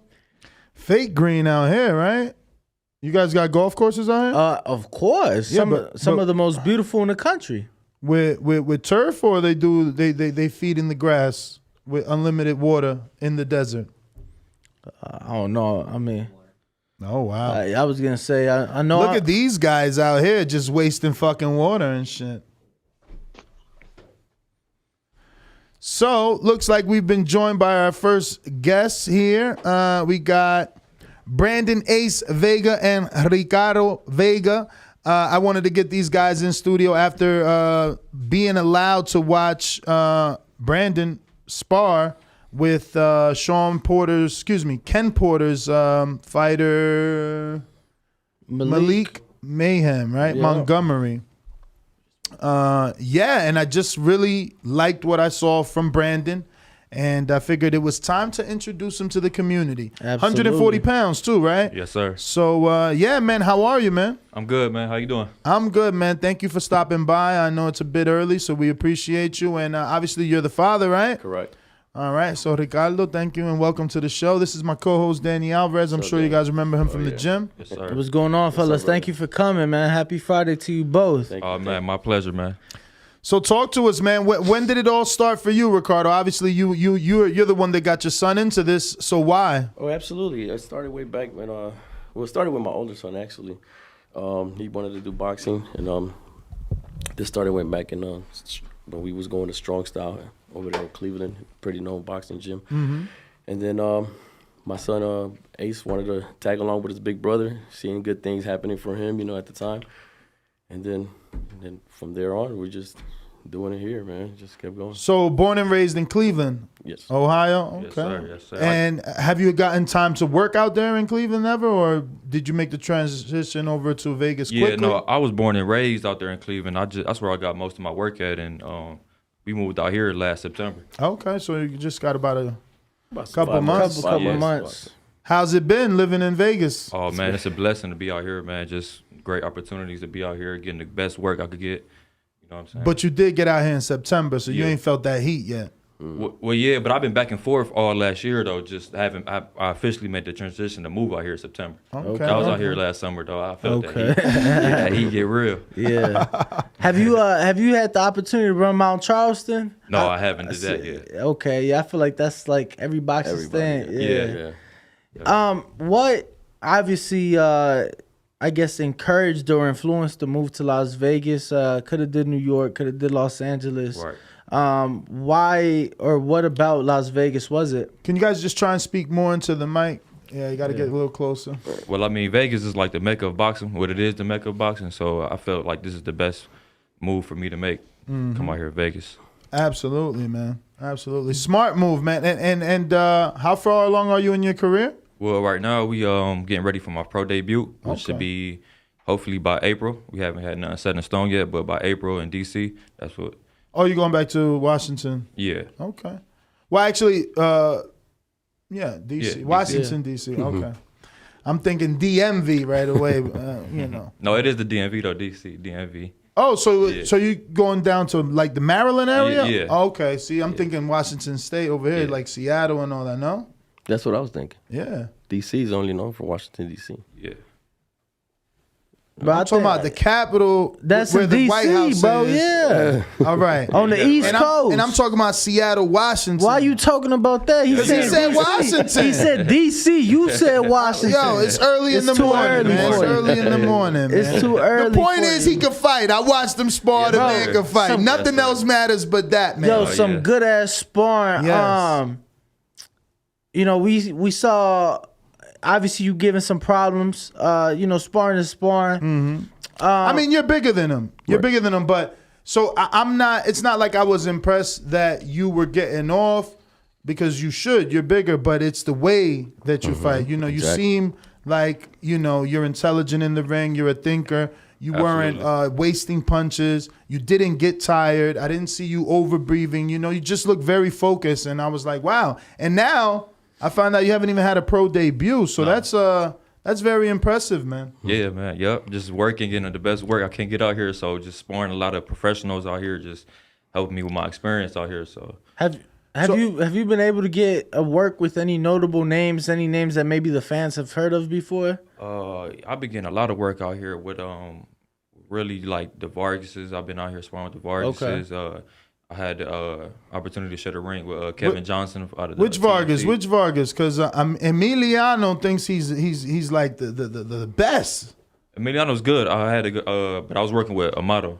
Okay. Yeah. That's the one with the tattoo on his neck. Yeah. I think. Yeah. I think they both got tattoos on the neck. The two older ones do. I mean, well, he's got like the curly hair. Yeah, the curly hair. Oh yeah, the curly hair. So, obviously, since you're not pro yet, tell us about your amateur background, man. How many amateur fights? How far along did you get? Well, yeah, I'm a multiple national champion. I had about over 130 fights. Yep. That's a lot. Yeah. So you've been in with a lot of names then? Yeah, definitely. I grew up with a lot of those guys, too. Shakur, Devin Haney's, Teofimo Lopez. Like, I grew up in that same era fighting in the same tournament with those guys. Oh, so you've watched them as amateurs and now you're seeing them as professionals. Yeah, seeing them doing their thing, it's just inspiring and motivation. I figure, man, makes you hungry, huh? Yeah, for sure. Absolutely. Does it like play in your mind like, man, they did it, I can do it? Absolutely. I'm sure. So, have you ever faced any of those guys in the tournaments? No, I never. Okay. It was always like a different division, different weight class type stuff. But yeah.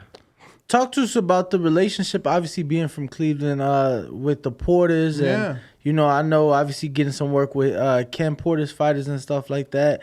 You must have got some sparring with Sean. No, I haven't got a chance to get some sparring with Sean. No. Damn, it's over now. We was trying to get that in when we first got out here, but it wasn't going. And he was getting ready for the Crawford fight. So. Yeah, I mean, from according to last week's telecast, he's eating like strawberries and snacks every night, so it's over. The cookies and whatnot, yeah. But how, obviously them being from out there as well, but how did that relationship develop, and how much have they been able to kind of help, whether it be with sparring, whether it be, with any advice, anything like that?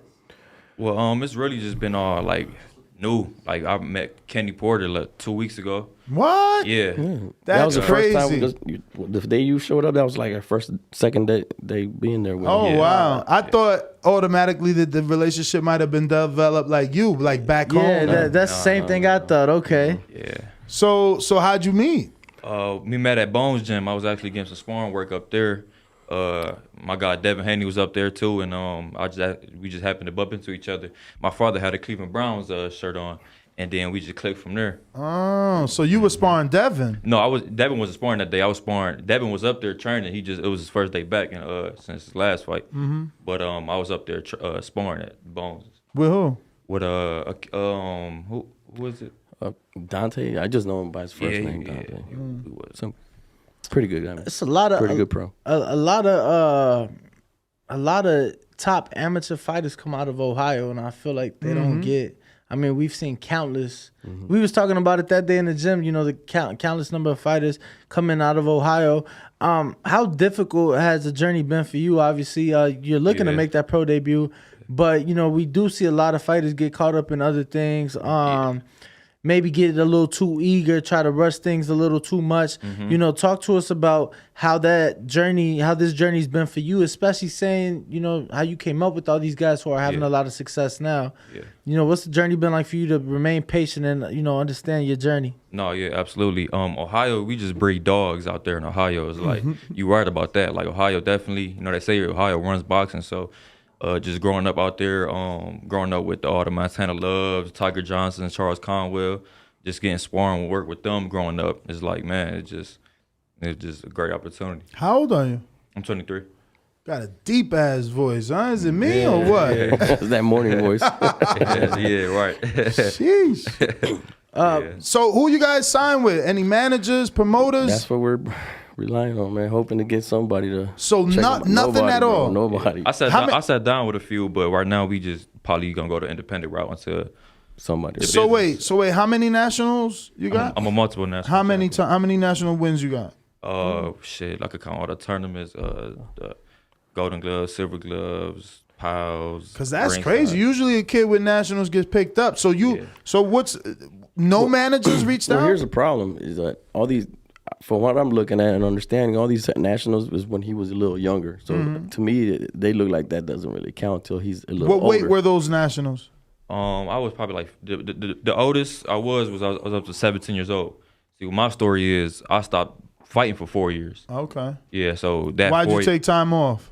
Just being back home in Cleveland, Ohio, man, just getting caught up in a lot of stuff back there that I wasn't supposed to. So just. Yeah, so them 4 years kind of like hurt me a little bit. So and that was at what age? I was about 17, 18 years old, all the way up to I was 22. Okay. So yeah, that's kind of what's slowing me down. So what got you refocused? Really just like shit. This is what I was born to do. You know what I'm saying? My guys back home, Tiger Johnson, Charles Conwell, you know, those guys doing their thing just helped motivated me to, you know what I'm saying, get back in the gym, and this is what I was supposed to be doing. So now what, you feel like you guys just have to show and prove? Play the catch-up game. Got a lot of catching up to do. So who's putting them on the card? What's the name? Who's promoting this card in DC? Mickey Bay. Oh, sweet, sweet. Is it his brother or is it Mickey? Well, they're in it together. Bay Promotions. His Bay Brothers promotion. So yeah, Mickey and Cortez. Shout out Mickey Bay too. That's my guy too. Nah, for sure. That's our guy. He was in the studio not too long ago. He was just here with him. Yeah. For sure, yeah. Shout out Mickey Bay. Shout out Cortez as well. Yeah. Doing a thing. I actually commentated Darren Cunningham and Truck Simpson's last card in Atlanta. Okay. Yeah, that was their first, the Mickey and Cortez Bay, that was their first card that they threw together in Atlanta. That was what, August? I believe so. Yeah, I want to say it was August. It was a good fight, too. It was a good show. And a good show. A lot of... I didn't expect that level of Patreon. I said that before. Like, it was really... They brought in some quality people. No, for sure. Yeah. That was very entertaining. So the date is official? Yeah. Okay, and what date is that? Well, it's not set in stone, but he told me last time I spoke to them early April. Okay. Yeah. And if we can get anything sooner from in there, I'm ready. But no opponent as of yet. No. But I'm ready to fight now. So anything earlier than that, I'm ready to fight. I'm on weight. I'm ready to fight. Does that make it difficult not having an opponent? Kind of, because you like to study who you're going to fight sometimes. That's how I like to work. You know? Yeah. So, yeah. I mean, wouldn't you, the amateurs really isn't like that too much, right? Because it's like you fighting every day at tournaments. Right. You don't know who you don't know who you're going to fight sometimes. But this is where it really counts, though. You want to really make for sure. impression. You know, amateur, to me, it's more like a learning. For sure. So how old are you, Ricardo? I'm 47, by the way. 47. Okay, you got to get on that journey, man. We was just talking about David Benavidez' father, Jose Sr. He's 46 and already has, two world champions. Obviously, both his sons became champions. And that's why I'm on him right now. You know, this is it, man. We got to do it. Yeah. How much or how little influence did you have in your son getting back into boxing? Like, I'm sure you must have had those conversations with him, like, yo, what are you doing? Get your head straight. Plenty of times where me and him just go at it, because he every time we watch fight shows, he would never like to come over, because I'd be like, see, that could have been you right there. This is your you letting these guys take your shine, man. Come on, let's get on the ball. So he would stop coming to the fights to watch them because of that, you know. But then eventually he woke up, and then now we're like seeing eye to eye, and this is where we at, man. We're trying to make it happen. What exactly? I know you were saying you was getting caught up in the streets of Cleveland. I'm from Chicago, bro. I get it. You get what I'm saying? Sure. Midwest, shout out Midwest. Shout out the Midwest for sure. I'm in Ohio a lot. Bro, it seems like every boxer from Ohio is just, a stand-up 100 dude. But, I've heard the stories from them. Unfortunately, we sending our prayers out to Robert Easter. Yeah. Oh, definitely, man. He just got, somebody tried to rob him, a very unfortunate situation. It seems to happen a lot. What was it for you, and what was it that got your head back, like, okay, cool, this is what I'm supposed to be doing, this is what I'm gonna do? To be honest, just being around the right people, man. Just, what I'm saying, not who I used to grow up with, just being around the right people that was getting in my head and motivating me to come out here to Vegas. I didn't have those friends that was trying to help me back. No, they was like, no, go out there, and that's what you got to do, is make that move to Vegas. So I'm glad I did, because, Ohio is rough right now. Absolutely. What was it like, after the layoff? Like, did you stay active during that time? Like, even if it wasn't boxing, were you still like an active guy? It's crazy. I wasn't. I just was done with boxing. I was doing it so early, so much, that I kind of was like burnt out. I was just like, no, I didn't even want to be in the gym, to be honest. So it was like, no, I wasn't even in the gym. So what was it like? I'm sure your body must have almost been in shock trying to get back into the rhythm of things after so many years off. What was that comeback like? What was it like riding a bike, though? To be honest, I just put in hard work. Like, soon as I got back in the gym, first day, just hard work, just nonstop. 3 days in the gym, just cold turkey my old life, and I was just like, I'm fully sacrifice and dedicate to this, and the progress has just been great. That's what's up. So since the comeback, do you think you'd be sitting here right now, telling us pro debut in April? Like, when you made the comeback, obviously going full with it, the pro route was the goal. Did you imagine it happening kind of quick? To be honest, nope. I couldn't even call it, to be honest. But I knew it was gonna happen. I was just putting in the hard work, and my talent speaks for itself. So with that right there, is just a recipe for greatness. So this question is for both of you. I'm gonna let you answer, then your father. Okay. Obviously looking to make your pro debut in April. So the fans don't know you, right? We know you from the sparring we saw. But if you could best describe your fighting style, maybe using attributes from different fighters, who would you say you kind of emulate a little bit? Okay, well, I'm going to just name my top 5 favorite fighters right now, and maybe that could help kind of describe me too. My 5 favorite fighters is Floyd Mayweather, Miguel Cotto, Andre Ward, Canelo Alvarez, and Roy Jones Jr. They're my favorite those fighters. are some good names. I mean, those some of the 5. So what is it? Well, go ahead, Pops. I'll let you answer. Obviously, it's the same thing what he said. I mean, those are great fighters. He has a good style that he likes to hit and not get hit, and I guess that's the purpose of boxing, right? Hit and not get hit. And he has a very tremendous, a little bit of each one of those guys. You know what I mean? So I'm just excited. I want the world to see this guy already, man. It's like, man, it's crazy. What do you feel sets your son apart from, 100 from the other 140 pounders looking to make their pro debut? Well, one is looks, man. He's a pretty boy, bro. You know what I'm saying? That stands out a lot. But he's just a star. I don't know how to say it, man. He's got this phenomenal jab that everybody's like, that stands out. It's like not everybody has a good jab nowadays. You know what I'm saying? So it's just, I don't know, his defense, his style, everything about him is really, really, really to look for. Yeah, he had me excited. I was interested. You look very poised. Especially again now learning you didn't have any fights. You were very poised. Your defense was good, and like your father said, the jab. So I was impressed for sure, and I've seen a lot of people spar. Yes, sir. Nah, definitely. It was just fun. For me, I've seen plenty of sparring in all types of gyms with all types of fighters, and usually, the fighters in hand, they'll be, it'll be a bit of a mismatch almost. Mm-hmm. And, that wasn't the case at all. Yes, sir. And I was looking, I'm like, wow. I was like, yo, who the fuck is this kid? For sure. For sure. So now, I'd ask you, what do you think sets yourself apart from, other cats? To be honest, mental.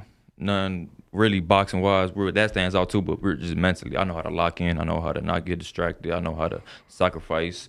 It's just, all mental game. My mental is crazy. I know how to get in the ring, not falling into no bullshit. You can't trick me out. My position, all the trash talk. You know what I'm saying? Just all the little stuff that goes along with it that people don't see. I'm ready for that. It's funny you say that. We just had Andre Berto here last week, right? Mm-hmm. Last week. Mm-hmm. He was sitting right there, and he was telling us about his first fight with Victor Ortiz and how he didn't want that fight.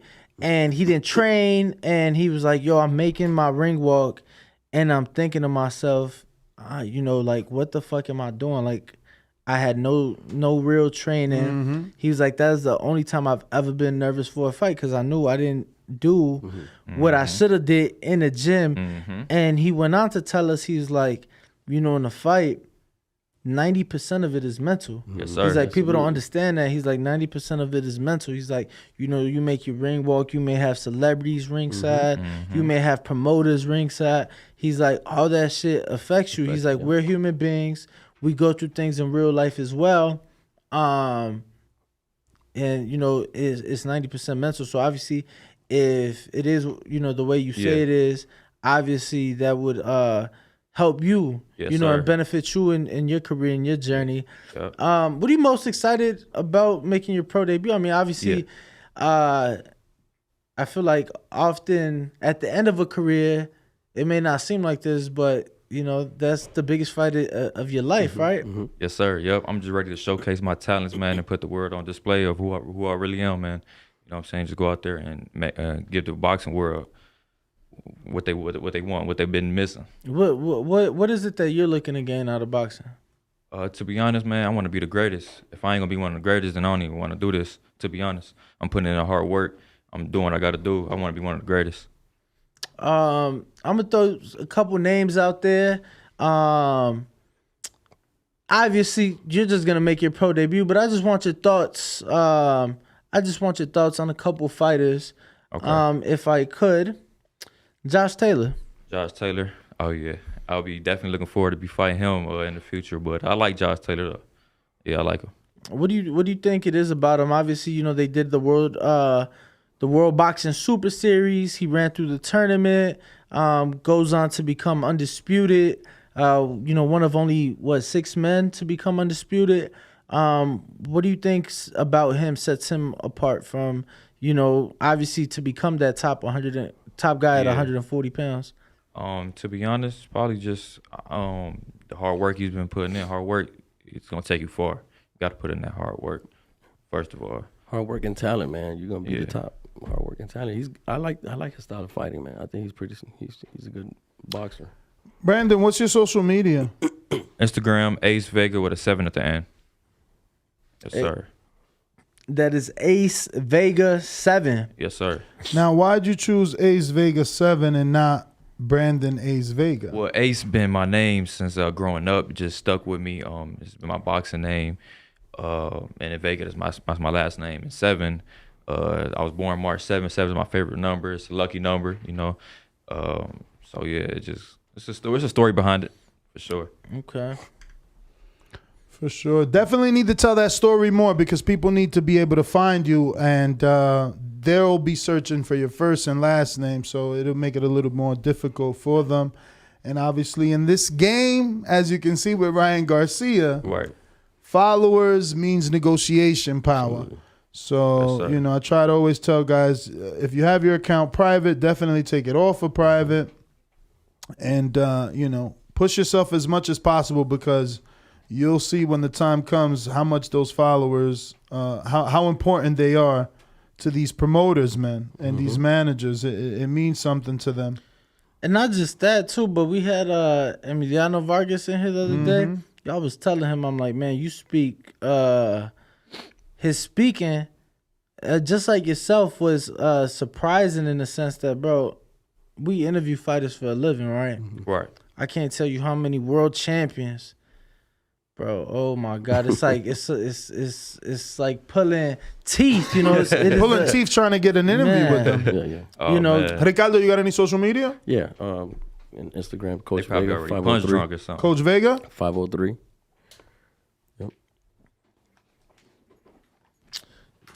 You know, talk to us. I saw.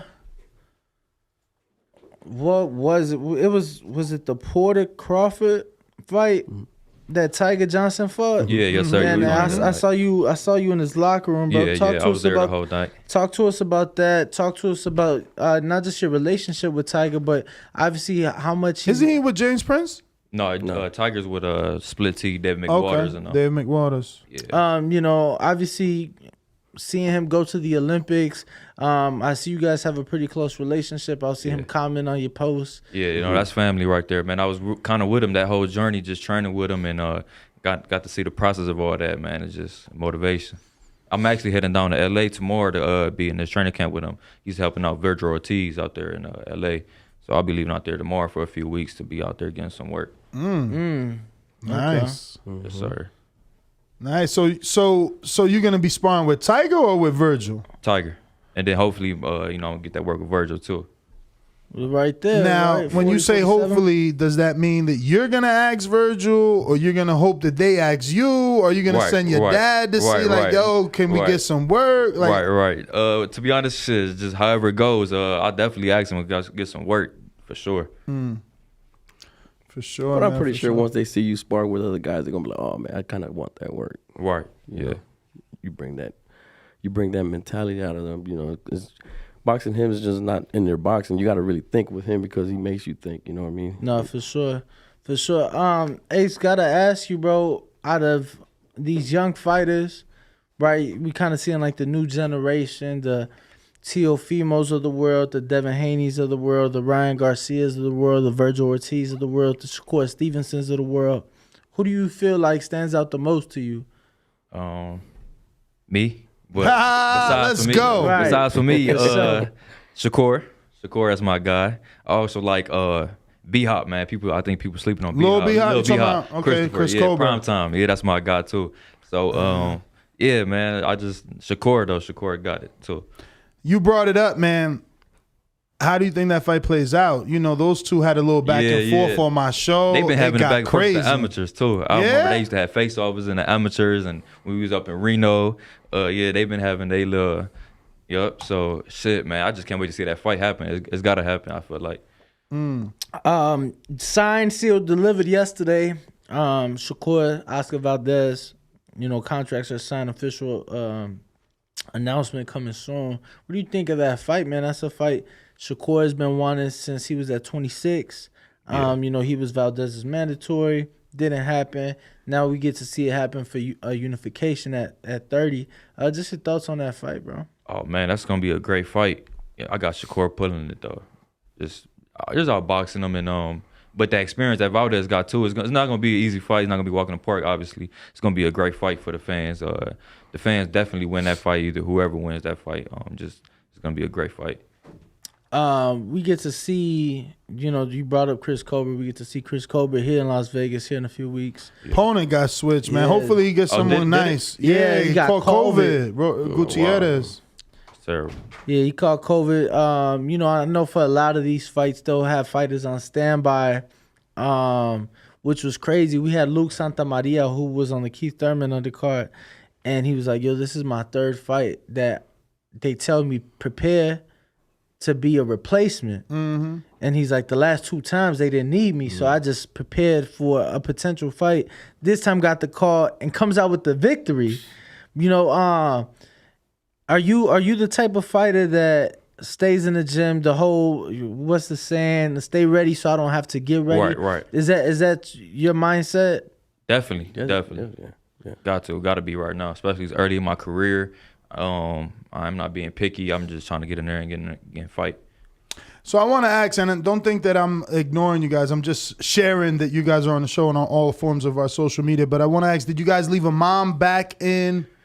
Because I know I just left San Diego with Jose Benavidez Sr.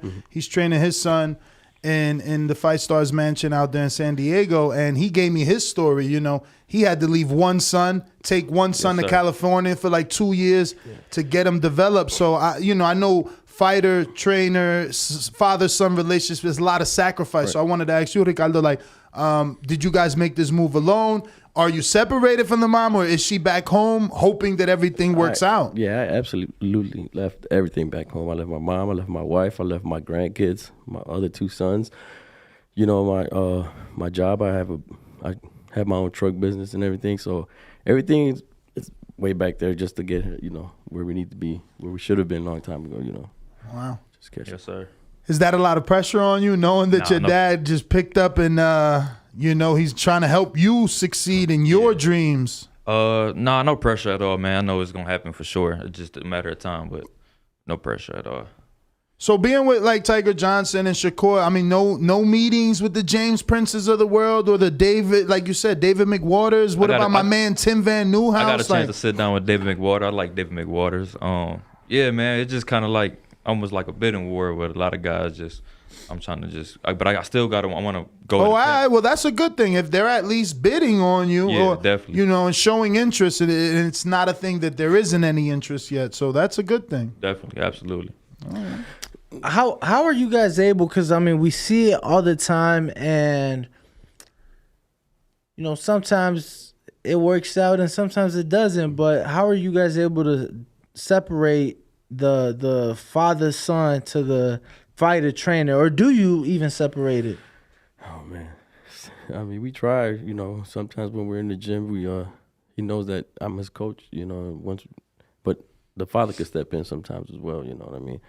And then, we try to get that good father and son chemistry. It's never perfect, but, It never is. Right. It never is. What about, from your point of view, Ace, obviously, it's a little different. You're the one, getting punched. How are you able to, or do you even separate right now, that's my dad, but he's my trainer right now, or how does it work for you? Really just having faith and putting my trust in him, knowing that he's knowing what he's doing, knowing what he's talking about, and it's my father, so I know he's gonna have the most trust, and he's gonna want the best for me. Pops, I gotta ask, what got you into boxing? Obviously, you're the one bringing your son up. You're the one that has made the sacrifices, like you said, leaving everything behind. What got you into boxing? How long you been in the game? Well, the funny story is I never really boxed in my life. I was always like back in Cleveland, raised in the streets, getting my work in the streets. Right. Unfortunately, that's the way I went. I always wanted to be a boxer, but never had my dad pushed me to become a boxer. And then when I saw my older son getting into the same thing I was falling into, the streets and fighting at school and all that stuff, and he had pretty good talent, I was like, no, we're gonna start. You want to punch somebody? You're gonna train you to get paid to punch somebody. Right. So then that's how it started, and then with him. My story kind of like Andre Ward's. I was watching Andre Ward. I started off doing karate when I was like 6 years old. Okay. I seen Andre Ward. His dad had him in karate too, but it ain't work out though. And boxing was meant for us. Yeah, yo, I did karate for like 2 weeks, right?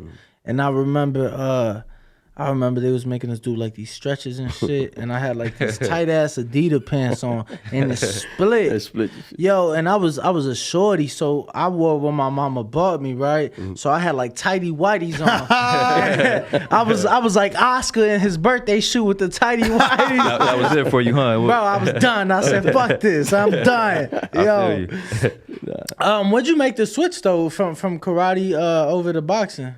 Was it seeing like your brother? Yeah, just him being in the gym and just karate. I wasn't actually good in karate. I ain't like it. Right. So it was just like, man, I gotta be in the boxing gym punching people, and you know what I'm saying.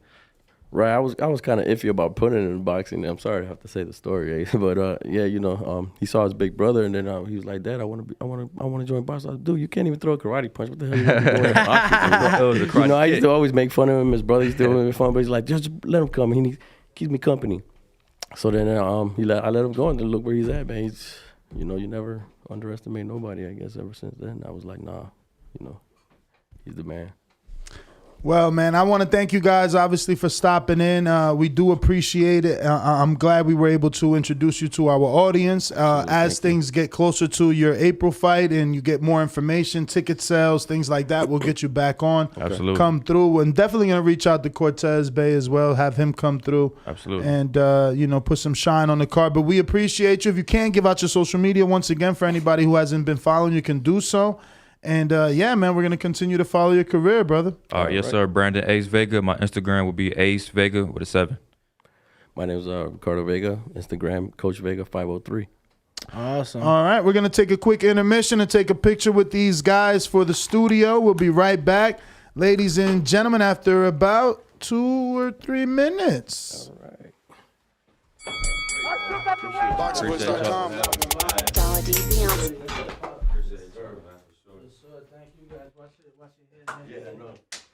Here before, and I know what it takes. Hard work, dedication, boxingwoods.com. Mayweather is he's the best. Win, lose, or draw, we coming to fight. Ain't nobody take that away from us. We're coming to fight. They do what they can, I do what I want. When you look at how he throws that left hook, it starts out really low. We're going to see what kind of character he has. Oh, and the lefts and rights by Maidana. And it's all Marcos Maidana. Here, a lot of those punches off his shoulder. I think anybody out there listening or the key, anybody, you think that's a dangerous deal to make. I think it's a perfect deal to make. Boxingwoods.com. 15 minutes. Can you be strong for 15 minutes? Can you? Listen, the concentration is weaving a little bit. Pick it up. Pick it up!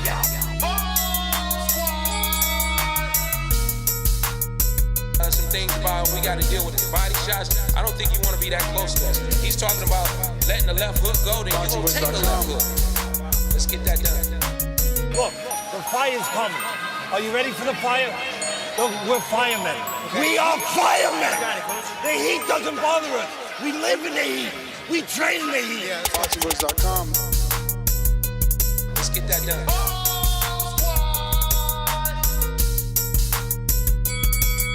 Danny, how much of the difference is it for you at this weight? You lost weight, man? Yeah, I'm working out. I lost like 35 pounds.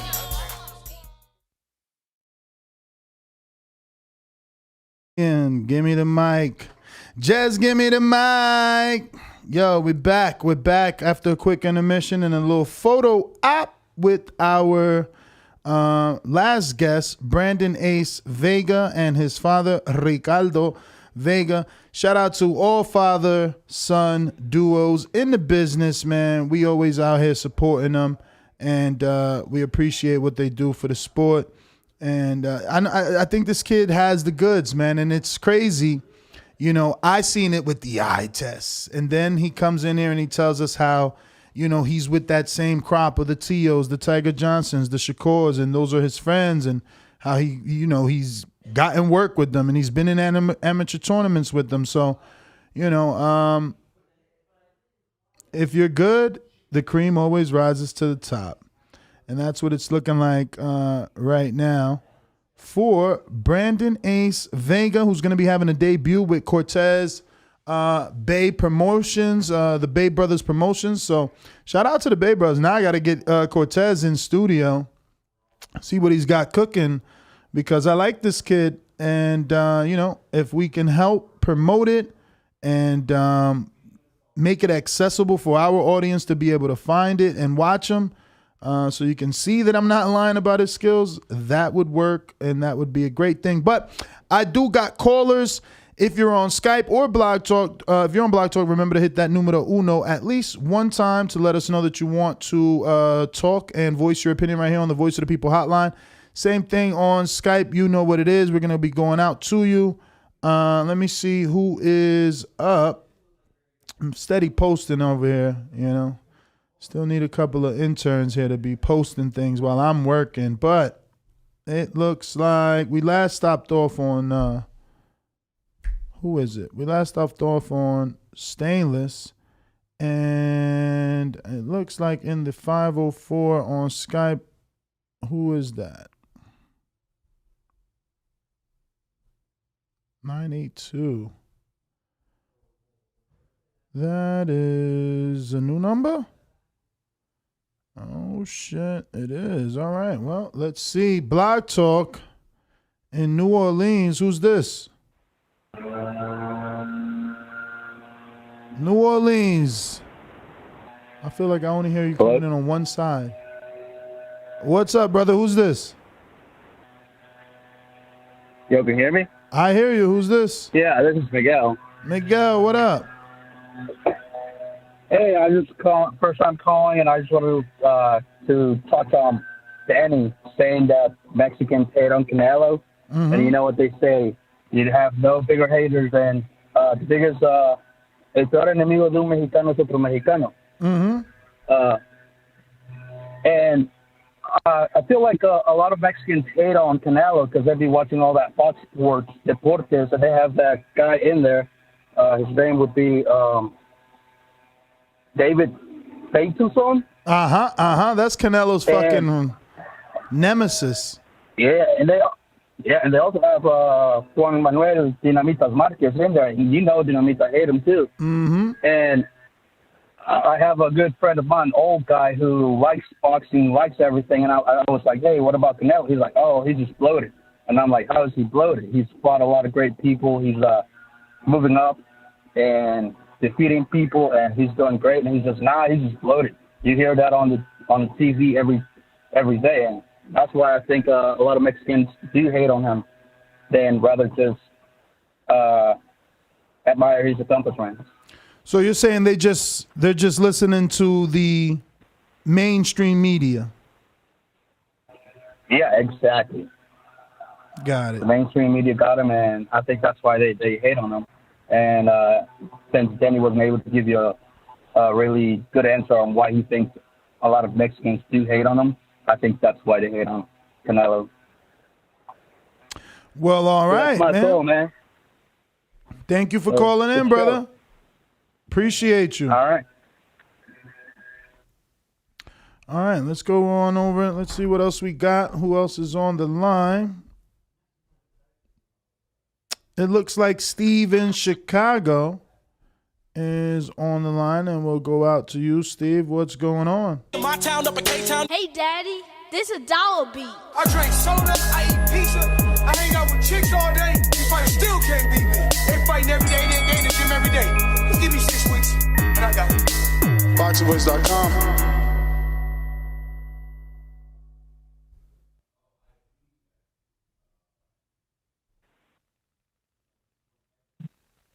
Hey, good morning, Ness. How's my audio? You're straight. I think it's a me issue. I'm only getting them out the right side, unless that's just a headphone thing. But go ahead, Steve. Okay. We hear you. Yeah, how about that Blair the Flair? Woo! You like that, huh? He had me rolling last night. I couldn't call in.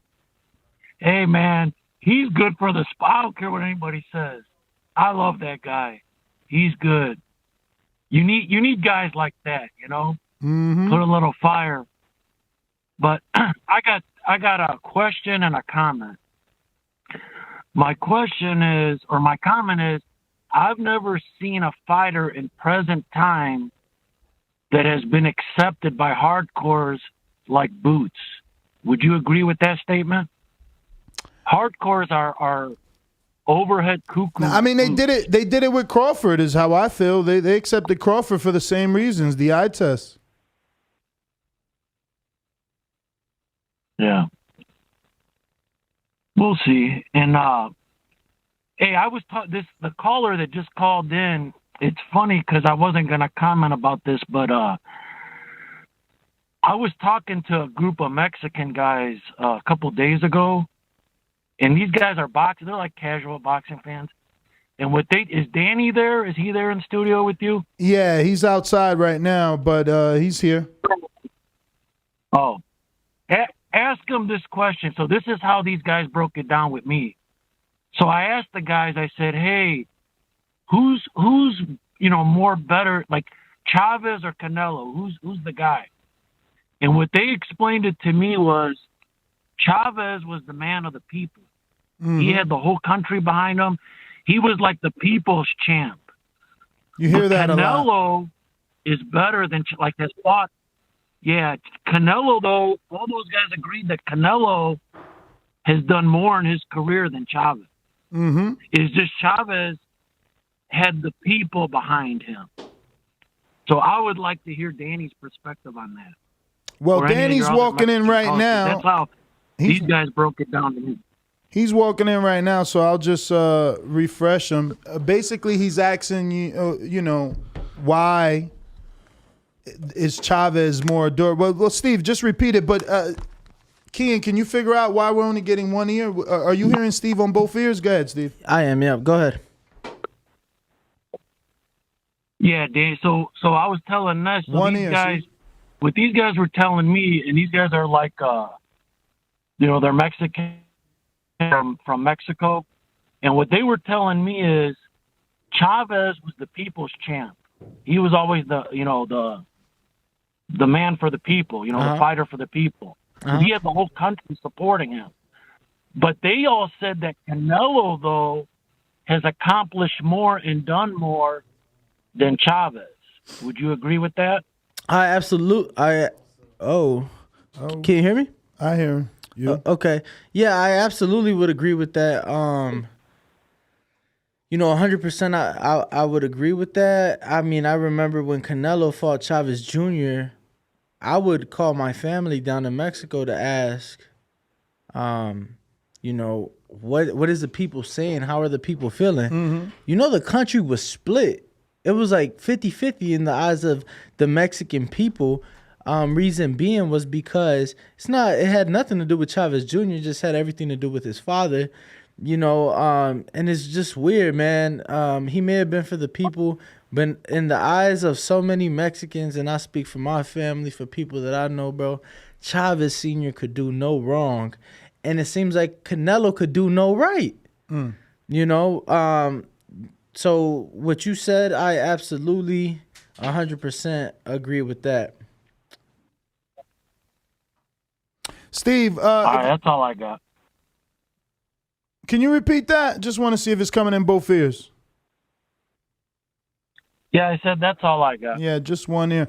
All right, brother. Thank you for calling in. I'm going to go ahead and go to Skype here and see what we got on the Skype machine. Who's up and available? Looking like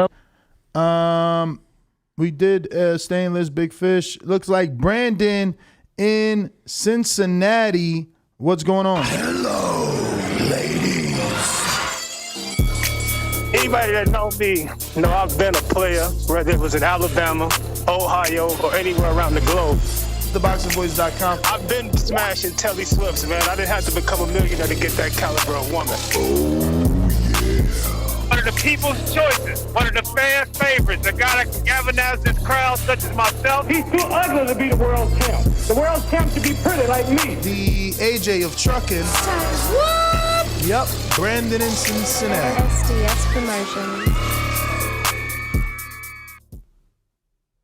Yo, Ness, Danny, What up? going on? What up? What up? I'm in kind of a shitty spot. How I sound? Good? You good so far? Yo, Daddy, you from Chicago? Yes, sir.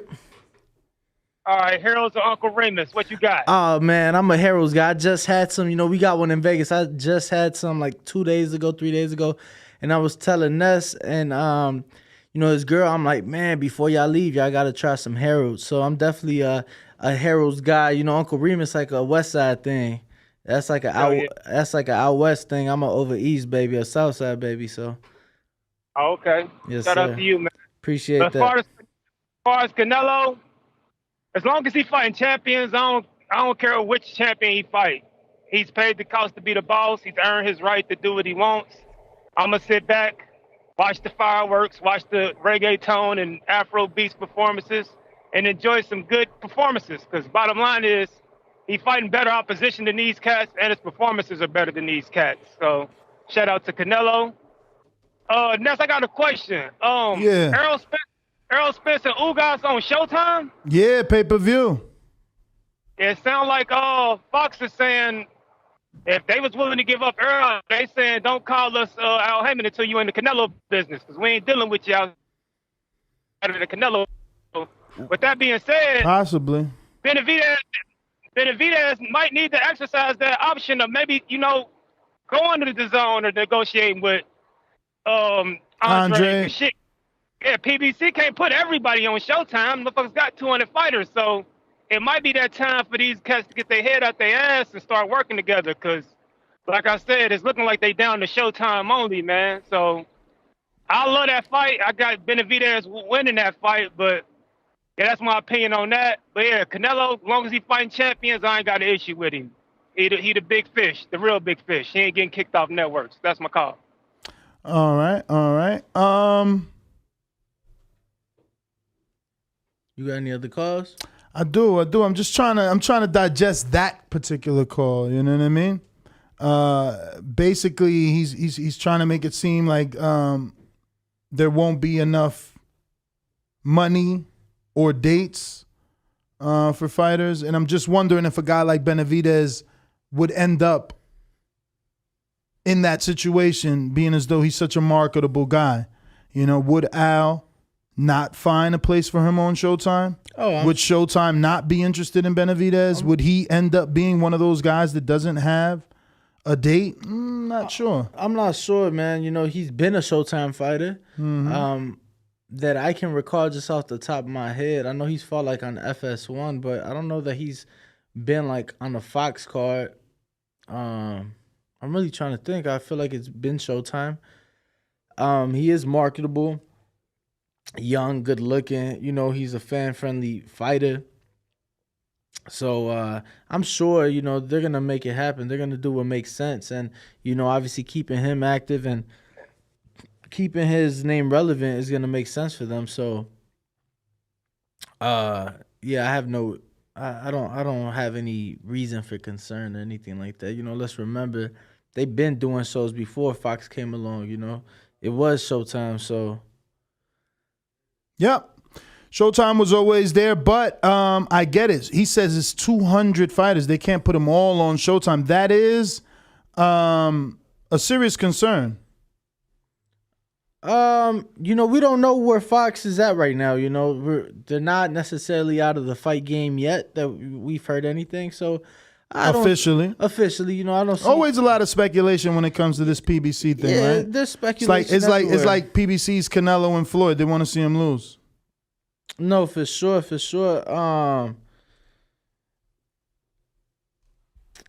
Brain fart? Freeze? Has some ice cream, brain freeze? I just don't. I personally don't have a cause for concern yet.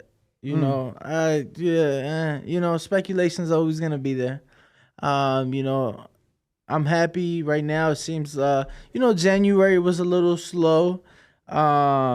Which it shouldn't have been, though. You think about it, you had a pay-per-view with Luis Ortiz and Charles Martin. Yes, it's a pay-per-view, but that was a high-level fight for the first day of the year. It was, and then you got Thurman back in the first week of the second month.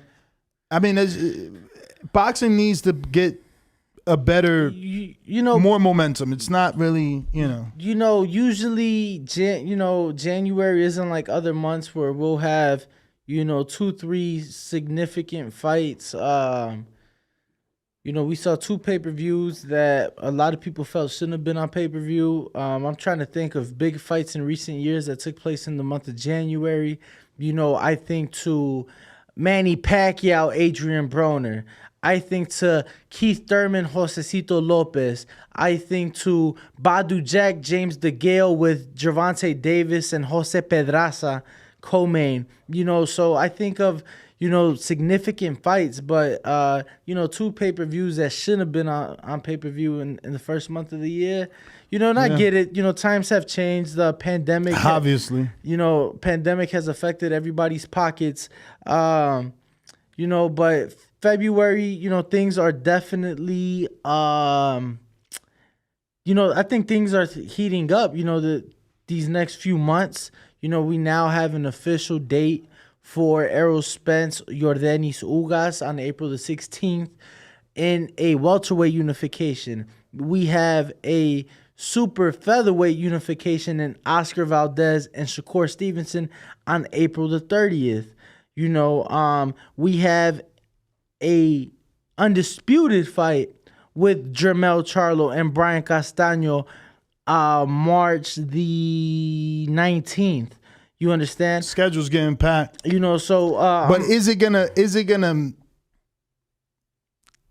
add momentum? Is it gonna bring in new fans? I don't. That's what like Canelo moves the needle.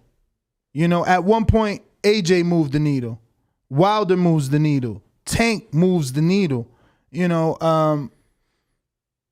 Charlo Castaño gonna move the needle? What did they do on Showtime last time? At like 300,000, I think it was, something crazily low like that, and it was free. I don't remember the numbers off the top of my head. Mm-hmm. One thing I do remember is being there at the weigh-in, all the chaos that ensued at the weigh-in, and guess what? That same energy was brought into the ring. What an exciting fight it was.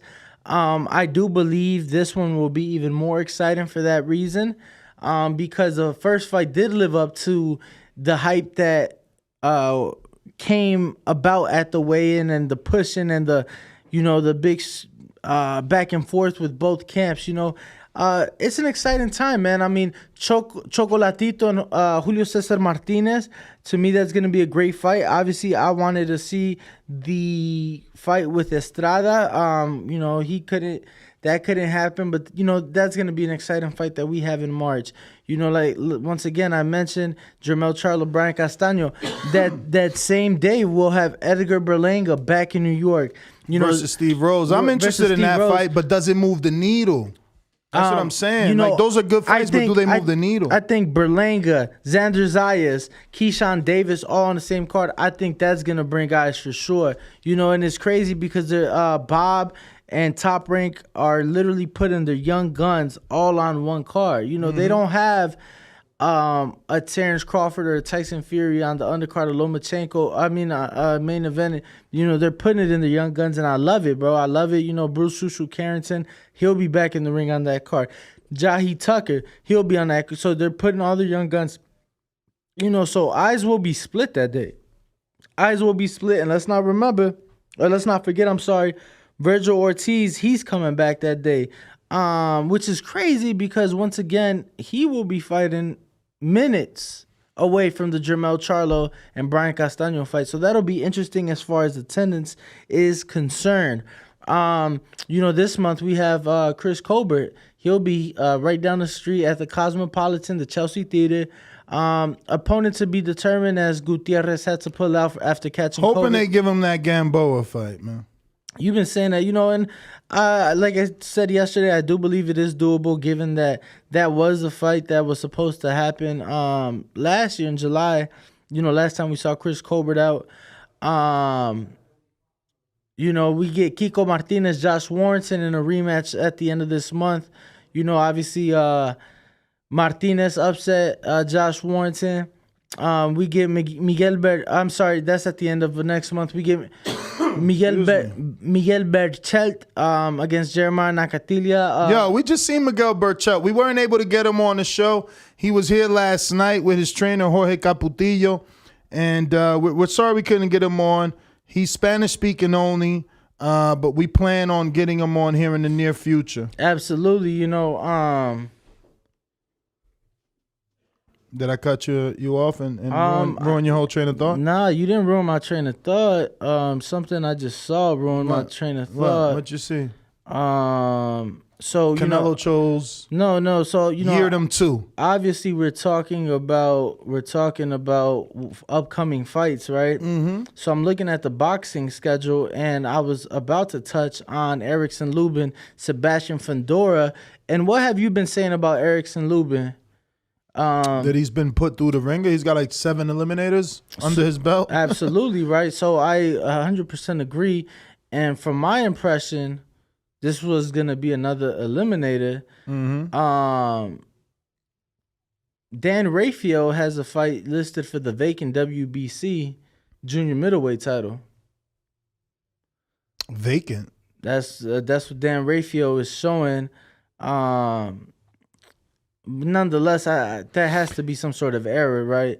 I mean, I don't know that Charlo's gonna vacate the belt, but if he's advised by Al, he will. I got Big Fish Vega with a counterpunch.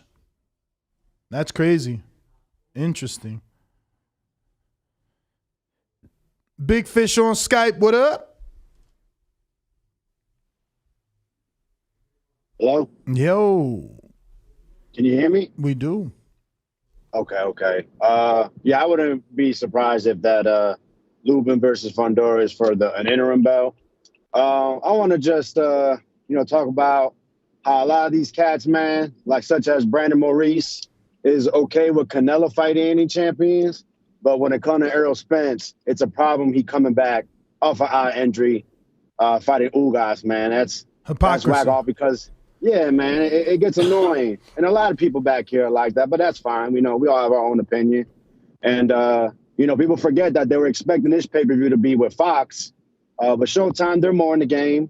And it's probably better they do produce this. They want to get in the big money business, and Big Fish is big money, big chips, you know what I'm saying? Don't forget, like you said, they did a pay-per-view with 2 heavyweights recently, so they're obviously not outside the game. And I like the Andrade versus Benavidez talk. I know Suleiman made a statement saying how he's been talking with the other sanctioning bodies about having people who are in elimination bouts fight each other. Or you heard Boots' dad talk about how his next fight could be a double eliminator. So I think that's good for boxing. And hopefully we get good matchups from that. All right, Big Fish Vega. I got Valo who says, trust me. Oh, we got that. We got Chuang. Oh, Shang? What do you think that CH is? Because it's definitely not Huang. Is he Chuang? Let me see. Right here, bro. Oh. Chuang, right? Oh, that's Sean. They just spelled it funny. What the fuck with a CH? I don't know. I'm talking I thought he was like Spanish and shit. Diehard Mexican boxing fans don't like Canelo because he avoids the best black fighters. Oscar always fought the best black fighters. Which one is the best that he's avoiding? I thought Floyd was the best.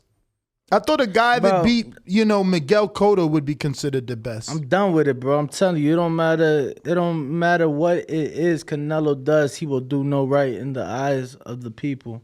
But look, man, did you get to the super chat, Jaime? With another one. Shout out to Jaime Nieto. Jaime Nieto. Jose Perez, did you get to these? Nah, man. All right, let me get to these super chats. Hold on. I got him in order here. We are on Potato Chip, who says, come on, guys. Which fight was a tough fight for Canelo on his road to Undisputed? But which fight was tougher for Floyd? What was that? Castillo won? That's what you're going to go back as far back? Like, when you're great and you're better than most, that's how it looks. Like, you make your competition look like they don't belong on your level. But I got a counterpunch from Brandon. What up?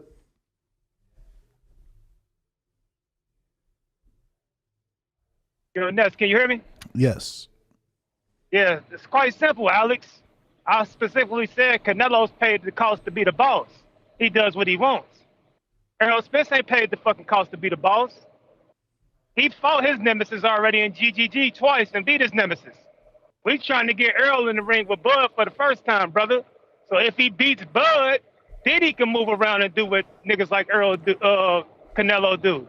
Errol ain't on that level. I don't know why y'all keep comparing him to them dudes. He's not on that level.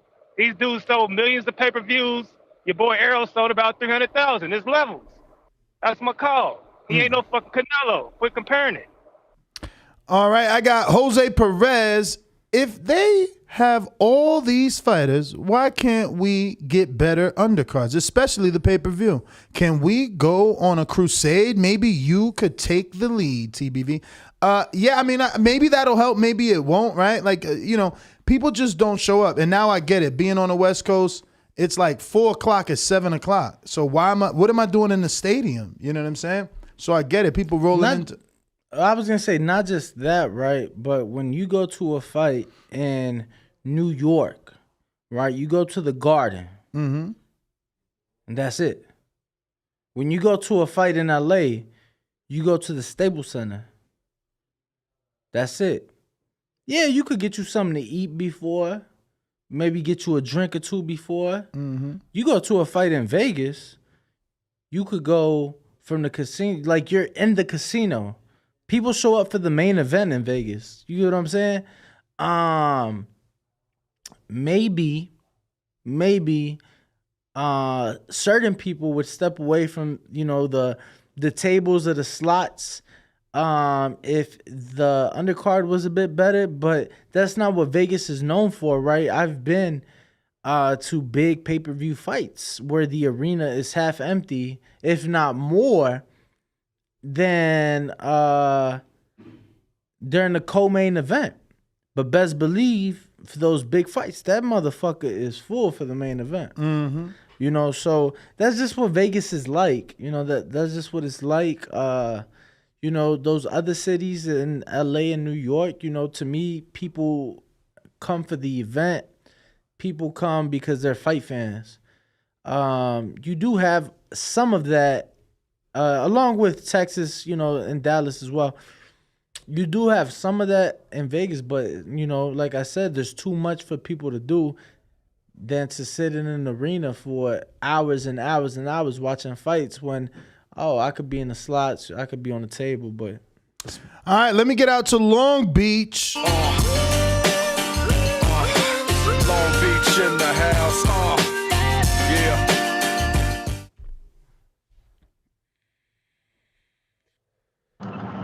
Ness, you got me? I got you. All right, what up with it, though? Danny, man, I feel like I met you somewhere, but I ain't sure where we met. But I feel like we met. Man, probably so, brother. I be everywhere.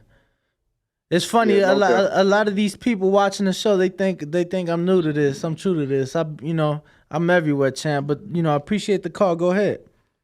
No doubt. Let me get to Canelo first, man. Look, the pugilist among us, they're going to say, if you beat champions, you beat champions. That's valid. I personally don't subscribe to that. I say it's who you beat. I don't give a damn if they got a belt or not. So Canelo slew his murderer's row he ran through, which consists of the names of Colum, Caleb, and Billy Joe. If I told you those names, like I always say, you would think that's a country music rock band. I don't give a fuck about them belts them dudes had. They're not good, and they are not on Canelo's level. So dismissed for me. Canelo has to offer a route. A lot of the confusion amongst those weight classes close to where Canelo is there's no route to him. Nobody knows how to get him, so everybody's standing around. But here's the accountability for all the guys standing around, the Andrades, the Benavidez, the Charlos, etc. You have to go start ringing your own bells. You have to force the hand of the public. You have to do something to make us say, you got to fight this guy. So if it's Andrade and Benavidez, they got to go do it. Charlo got to get in that mix, but they got to stop sitting around. You know, and Canelo, he's giving it to who he wants. The Bud Boys, man, here's my thing. They're standing on this fake ass pedestal and this righteous pedestal of if Errol doesn't go directly after this fight and fight Crawford, a lot of them are boycotting boxing forever. Look, it's some bullshit ass pedestal you're standing on, because if that was the case, and that's where your morals lie, and you keep the same energy, you should be boycotting boxing right now, because George Kambosos is ducking a straight unification. So where's the outrage for that? It's all bullshit, smoke and mirrors. That's my call, Ness. Well, all right. Keeping these lines moving, looking like I got Davidian. What's up? I'm healthy, strong, and about to knock Earl Spence out in Jesus' name. I'm bringing the whole church. SDS Promotion.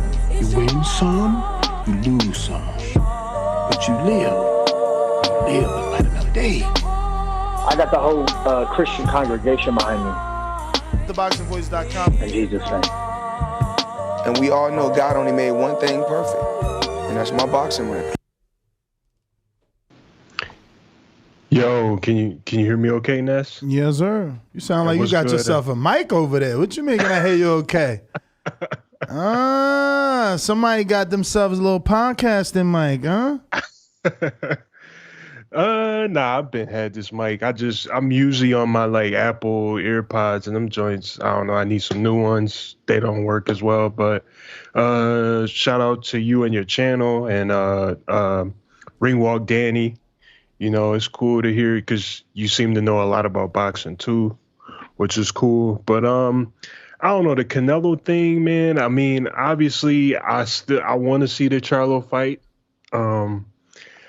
Hopefully we do get that, but just long as he fights champions. I mean, Benavidez is definitely one on my list too. I would love to see, hopefully in the future, just long as he keep doing what he doing. I really can't say nothing bad about him because the dude can fight and he be winning. So that's just how it is. What else? We got fights this weekend, so I look forward to seeing Daniel, my bad, Daniel, Miracle Man. See how he look against John Ryder. He should be able to win, but sometimes you get fights with him and he don't look as great as I thought he was going to look. But I don't know. Other than that, shout out to all the callers, and yeah, that's pretty much it. God bless y'all. Shout out to you, brother. God bless. Thank you for the call. Thank you for supporting the show. Who else we got, Ness? Coach Myers in Connecticut. What up? We didn't get to none of these Jaime Nietos in the meantime. Coach, are you there? I hear you. Yo. You hear me? Yep. Hey, what's going on? What's up, dude? Why he just call you doing me something? I don't know, man. He dipped off, though, into like the no service round.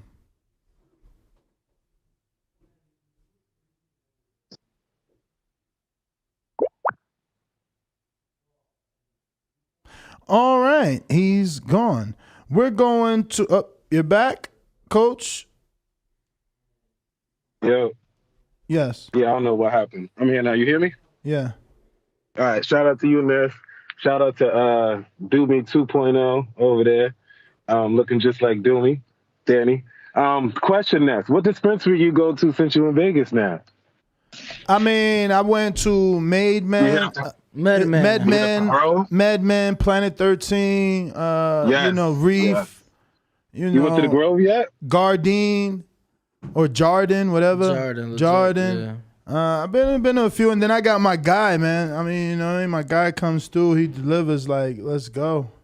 All the dispensaries deliver out there to like midnight. Yeah, but they don't deliver. They don't deliver to your doorstep or to your fucking condo. You know what I'm saying? Oh, they don't. My man, shout out to Mac and Cheese. Mac and Cheese will pick me up at the airport with two of them shits rolled up for me and everything, man. That's how you really. Yeah, they don't. Shout out to Mac and Cheese and James Payne, man. They both did that. They don't deliver to hotels. They got to be like your private residence. See, my guy delivers right to the Adia, man. He's like, fuck that. Yo, check out.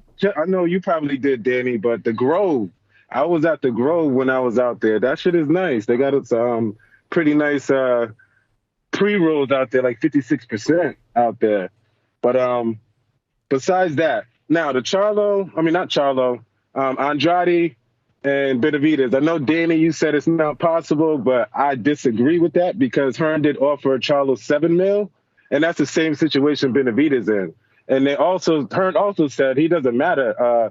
He could go to the Dome. He could go to Showtime. He doesn't care about Andrade where he fights at. So that is a fight that is possible.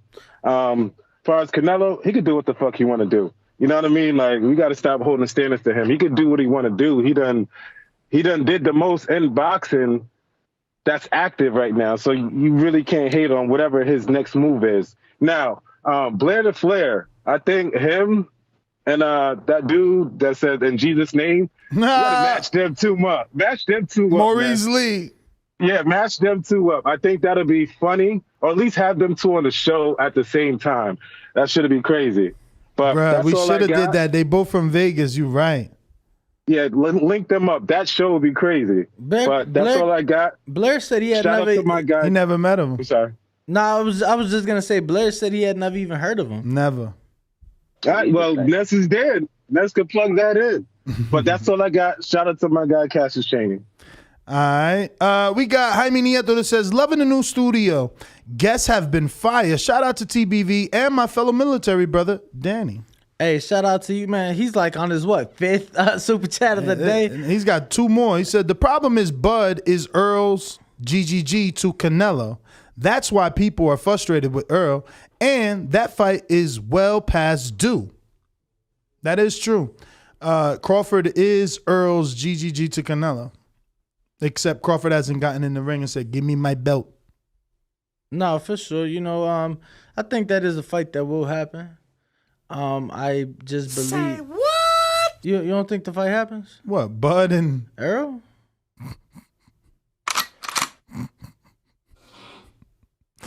You really think it's gonna happen? For sure. What year?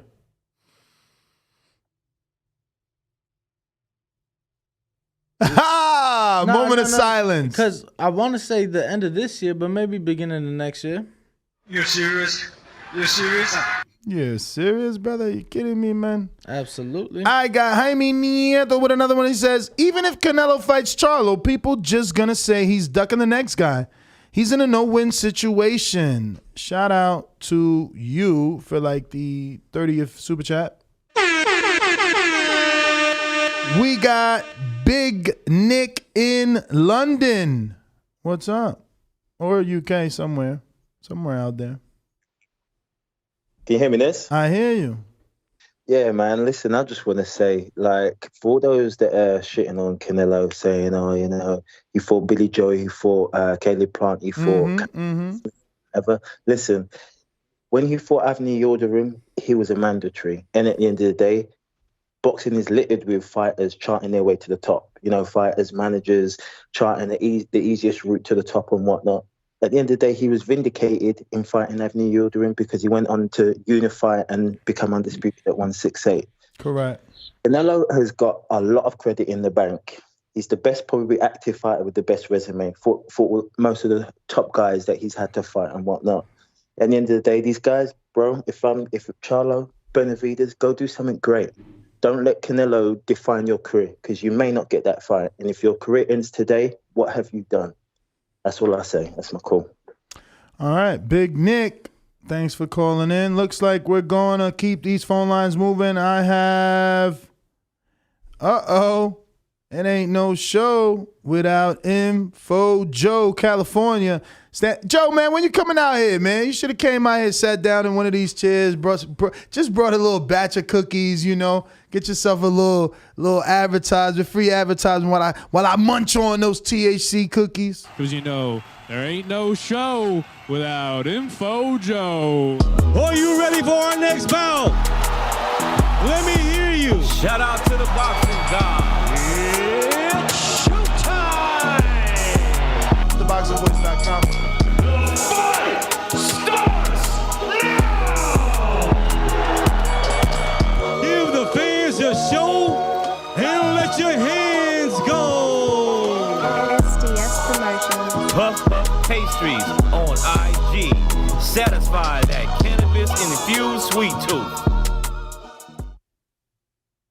Yo, the voice of the people, there is no equal. What up, Ringwalk Danny? What up, Ness?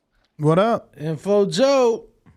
Hey, what's up, champs? Hey, you know what? You met JP. JP, you met Ringwalk Danny downtown LA at that hotel we was at. Oh, we was at the rooftop. Remember that rooftop? That was for Wilder Fury, right? Yeah, the first one. Yup. Damn, that was official. Beautiful rooftop. That was official. Beautiful rooftop, man. Hey, man, sometimes I look back at the show, man, I'm in awe right now, man, looking at the studio, Ness. Man, this shit is beautiful. This ain't nothing, man. This temporary, man. Our shit being built out custom, man. So it's about to be official.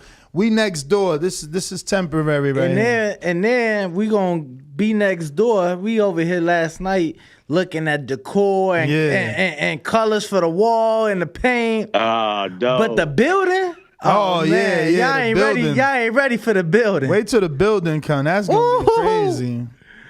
Hey, man, salute, brother. You're doing awesome things, man. Nothing like a dream truly coming true, man. You've been patient, man. You stood the test of time, man. Salute to you, brother. Appreciate it. On the boxing, man. Shout out to the boxing guys first and foremost. I like the Blair Cobb interview, man. This dude, whether you like him or not, man, dude is good for boxing, man. Him and Keith, man, they need to fight, man. Man, stop it. Stop it, bro. The dude not even ranked in the top 15 of any sanctioning body. Because he can't get a shot. Man, because he's with Golden Boy, man. Can't get a shot, man. Hey, Golden Boy, man, y'all listening, you dropping the ball, man. This dude is entertaining, man, in and outside of the ring. And that's something that's very hard to find in boxing, man. You got to have, you want to be a superstar, man, you got to have both, man. He got it. If he can keep winning, he going to be the shit, man. I do like the Rashidi Ellis. I know he kept kind of like avoiding that question in a way, but if that's all he got, man, he going to have to leave Golden Boy. They ain't going to give him Virgil, or so he's going to have to leave, man. And we need to start doing the cross promotion, man. We get the best fights, man, when the promoters come together. And as far as Canelo, man, he's in the Floyd situation, man. No matter what he does at this point right now, he's going to be criticized. That's heavy is the head that wears the crown, man. He wearing the crown, so everybody's going to throw stones. I ain't mad at him right now, man. He done. He can fight Charlo, Benavidez, and Bivol, and I'm good. He can retire at this point. He did a lot more than a lot of these fighters, so I ain't gonna shit on Canelo. Nah, he can't retire until he fight MacBook, because I need him to be the first Mexican ever to be a 5-division world champion. That's what I need. And then he gonna go up to Bridger Ray and beat Rivas. And he gonna beat Rivas. And then he can retire. Nah, then he gonna take a shot at AJ. Nah, I'm oh my God! No. One more thing, man. If Crawford Spence fight doesn't happen, boxing as a whole done dropped the ball, man. Everybody looking for those glory days of Sugar Ray Leonard and Hearns. We got those guys right now. They just ain't fighting each other. We got the talent right now. They just not fighting each other. Boxing, PBC, all of the promoters, man. Start making these fights, man. You got the glory days here and now. I'm not going to keep bringing up the past. We need to have. I'm everywhere right now, man. Let me just say this: we need to have these fighters start fighting each other. These dudes are old right now, in their 30s right now, and they gonna miss the boat.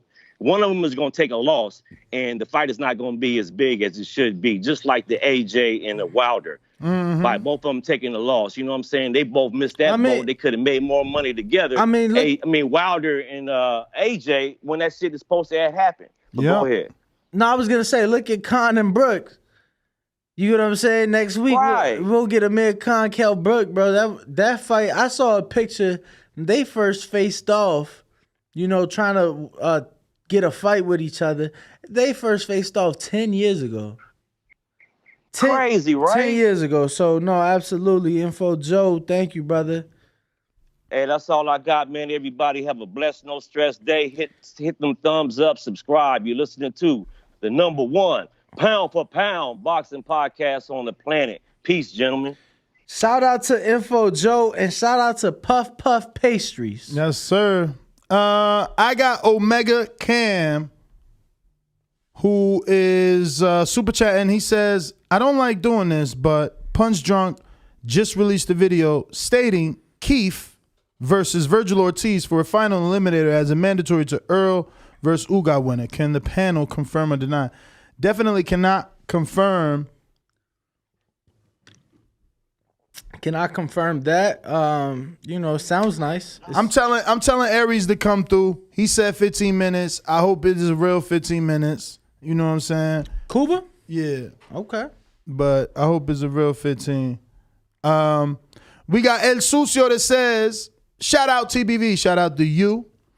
And I can't confirm or deny whether or not, but that would be a good fight for Keith. That's the type of fight I want to see him fight before you fight a Crawford. So if you're in the eliminator with Virgil, yeah, that's a good fight. You know what I'm saying? I don't know that he takes it, because if he got hurt to the body by Barrios, he gonna get hurt to the body by Virgil. Who do you like to fight for more, though? Do you like it more for Virgil? For both. Keith needs this to show that he's still up there. Like, you just, like, you know what I'm saying? That was Barrios moving up off of laws. Like, be the young gun, Show that you belong in there. Show us why Earl don't want to fight you, should I say. That's the better phrase. Show me why Earl don't want to fight you by taking out this young lion. Nah, for sure. And, obviously for Virgil, he ain't ever fought nobody like that. So, I like to fight for both men. It seems like we'll have Luis Cuba Arias in studio. Yes, sir. For those of you who remember, he had that big upset win on the Floyd Mayweather-Logan Paul undercard last summer against Swift Jarrett Hurd. And he hasn't fought since then, though. No, that's the bad part. No, that's not the bad part. Because he did fight? He absolutely did fight. He was on the Gervonta Davis. And he did re-sign to Floyd. He told me when I seen him at some fight. He did fight on the Gervonta Davis Pitbull undercard. And he lost by split decision against Von Alexander. What? Yeah. Wow. Yep. So what the hell? Yeah. Bruh, I didn't even know he fought after Jarrett Hurd, let alone to Vaughn, who he should have beat.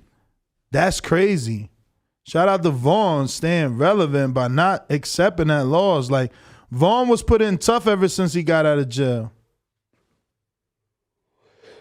That is interesting, my friend. I was not aware of that. Let me keep these lines moving, though. Let me see who we got. Don't want to have anybody waiting.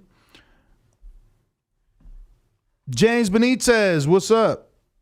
I know you've been on, but those were counter punches. Yeah, it's all good, Ness. Hey, yeah, man, I just looked that up, man. Yeah, he lost because he was deducted 1 point, man, in the fight for using his shoulder. He would have lost well... It was a split decision, man. So they said the 1 point was deducted. I need to go back and watch that fight. Yeah, that's crazy. He lost, man. So I was in the building, but I had got there right after the fight had ended. But it was two scorecards of 96-93. So had he not lost that point, it still would have been 96-94 scorecard. So it still would have been a split decision loss. But you never know. Momentum could have changed. He should be here in a little bit, so we'll get to talk to him about that. But go ahead, brother. What else you got? Man, really nothing else, man. I've just been reading these articles online, man. How big of a fan I am of Leo Santa Cruz capping ass, man. And, and he was talking about, man, I just been desiring so much to fight Gary Russell Jr., man. Really? That's what he's saying now? That's because of that arm. That's because that arm. You see that arm hurt. He's like, yeah, let's get him off the surgery. That's exactly what the fuck he said now. He's like, that's the fight that he's been longing for. And he's ready to step up and fight Max Ayo now. I'm like, man, this motherfucker full of shit, man. I don't even understand why would you fight Max Ayo over Gary. I mean, don't get me wrong. I thought Gary won, but Max Ayo is kind of a threat from a puncher standpoint. I mean, it's the unify, man. He's the only one that's able to keep his belt and move up, man. I don't know. Isn't he a champ he wasn't a champ. He lost his belt at 130. And Tank he's still a champ 126, man. What? Yeah, he still got that title. Lord. He's still a champ. They let him do what he want to do, man. That's crazy. Crazy as hell. So, but other than that, man, this is another good show, man. Good way to go into the weekend, man. Appreciate the content as always. And hey, you gonna put up Patreon questions for Aries if we come through? Already done, man. It's in the chat and then on Patreon. Thank you for asking. Appreciate everything, man. I'm out. All right. Yeah, Louis Cubas Aries Patreon's only questions is posted in the live YouTube chat right here on youtube.com/The Boxing Voice. If you haven't already subscribed, please do so. We're trying to get to 131,000. We could only do that with your help. We're going to James Payne Lethal in Tennessee. James Payne is my name, partner, how about you? Standing on my property and I'm gonna see about you. If I come out on my porch, I see you chilling in your wheel. Boy, I hope you know somebody better be waiting on the pitch. James Payne, baby, see me pissing on the post. If we're playing basketball, you might see me in the post.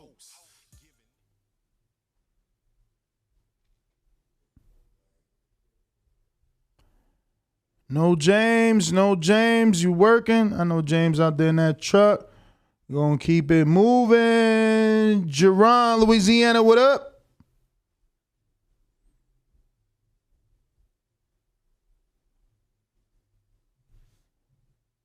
Jerron in Louisiana. Jerron, Louisiana. Yeah, what up? What up? We hear you. As far as the whole Canelo situation, I really just think maybe it's the fact that, like, the Mexican fans, I feel, used to watching these guys fight wars in the ring, and he really hasn't. Like, the people he's fought, it's been easier for him to beat, so he hasn't really had to go through those wars like some of those other fighters. And, that you killing with the interviews, especially last night, Blair the Flair. If he fights half as good as he talks, he would be good for the sport. And perhaps he needs to start coming out to the ring in them Ric Flair style robes. Yeah. Thing. But that's my call. Yeah. Blair made an impact on the community last night, man. Shout out to Blair the Flair, Cobbs. We got Keem in Florida. I'm Florida boys. What's going on, champ?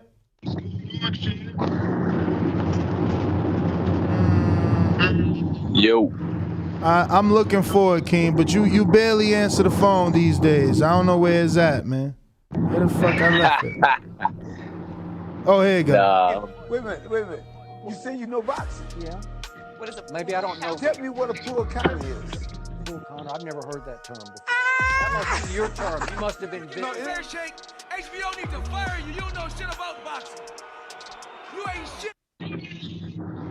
Yo. Can you hear me? Perfect. What's up, brother? How are you? What up? Good, man. Good. How you been, man? What's Chilling, going man. on? Grinding. I see you, Chan. That boy, look, you did all that talking about moving to Florida. It's your dream. I help you get down here and you take off, man. See how you do? Nah, man. Listen. Like the wind. It's like I tell my shorty, man, like, ain't nothing wrong with having a house in Florida, man. Nah, that shit sound good, don't it? Yeah. No, that's what's up, man. I'm happy for you, man. The studio look amazing. The show's great. I just been working a lot. I ain't been able to call in as much. Shout out to Danny, too, Ringwalk Danny. Never got to meet him, man, but, know him from TBV. I be following him. That dude a superstar, man. He be with all the fighters, handing out turkeys and traveling the country. So shout out to Danny, man. He good. He seemed like good people, man. Hope to meet you one day. For sure, brother. Thank you. But I ain't got too much, brother. I kind of jumped on the show late, just trying to catch some of it because I don't get to hear it as much. I've been busy last couple weeks in the morning, But yeah, man, I just wanted to call and say that, man, and I'm gonna keep listening to the show, man. Hopefully, Kuba comes in. I'll be looking forward to hearing that interview. I met him in Miami one time at the Andre Luke Keeler fight. He seemed like a cool dude, but yeah, that's all I got, man. I'm gonna keep listening to y'all. Keep hustling, keep doing your thing, man. Appreciate you. Appreciate you, man. Thank you for the support. We got Majid in Ohio. Yo. What up? Everybody need to like the video, subscribe to the channel, join YouTube members and Patreon for something. What was the topic? Oh, it's that Canelo fighting if he fought Charlo next. Yeah. And then fought Triple G. Mm-hmm. I mean, like you said, like, y'all know that I don't agree with every move that he make and everything, but I feel like whatever he do at this point, it don't matter because I have realized something. My son is 7 years old. And I've been fucking talking shit about Canelo since I was 7. He need to fight this dude. He need to fight that dude. But that motherfucking show when you had and you was like, Canelo has no Marquez resumes to fight and all that shit. It's for a reason. Because everybody's sitting there waiting for that motherfucking payday. So I'm sitting on my shit. Yesterday on that back channel, we all was talking about this shit. And motherfucking Charlo and Benavidez can't get what they want. But guess what? They on the same network. We got Cinco de Mayo. What's up? People arguing Charlo. What does Benavidez? Fuck all that. It offer money and a legit ranking, bragging rights and all to get what y'all want in the future. And if y'all can't get it, y'all get bigger paychecks from there on. So as far as I'm concerned, he could go fucking fight Makabu next if he want. I don't give a damn, you know what I'm saying? Because if Canelo fight retired today, what the fuck these other boxers gonna do? That's all I got. They gonna be calling him out like Boots doing Porter out of retirement. Like, come out of retirement and fight me. Yeah, but let's be fair though. He did it for a reason. Who? Boots. I mean, he didn't like the fact Porter's comments. No, of course he did it for a reason, But some will say that Porter did it for a reason, and that reason being because you retired, you talking slick now. But CYP, what up? Yo, I was looking some things up, and I realized that 60 fights Canelo been in. 60. 11% has been against black dudes. 11%. 11. I just want y'all to get that. I was looking at his toughest fights. His toughest fights, average score was 7-5. The fans, their scorecard said he lost. The fans thought he lost. The scorecard is 7-5 official.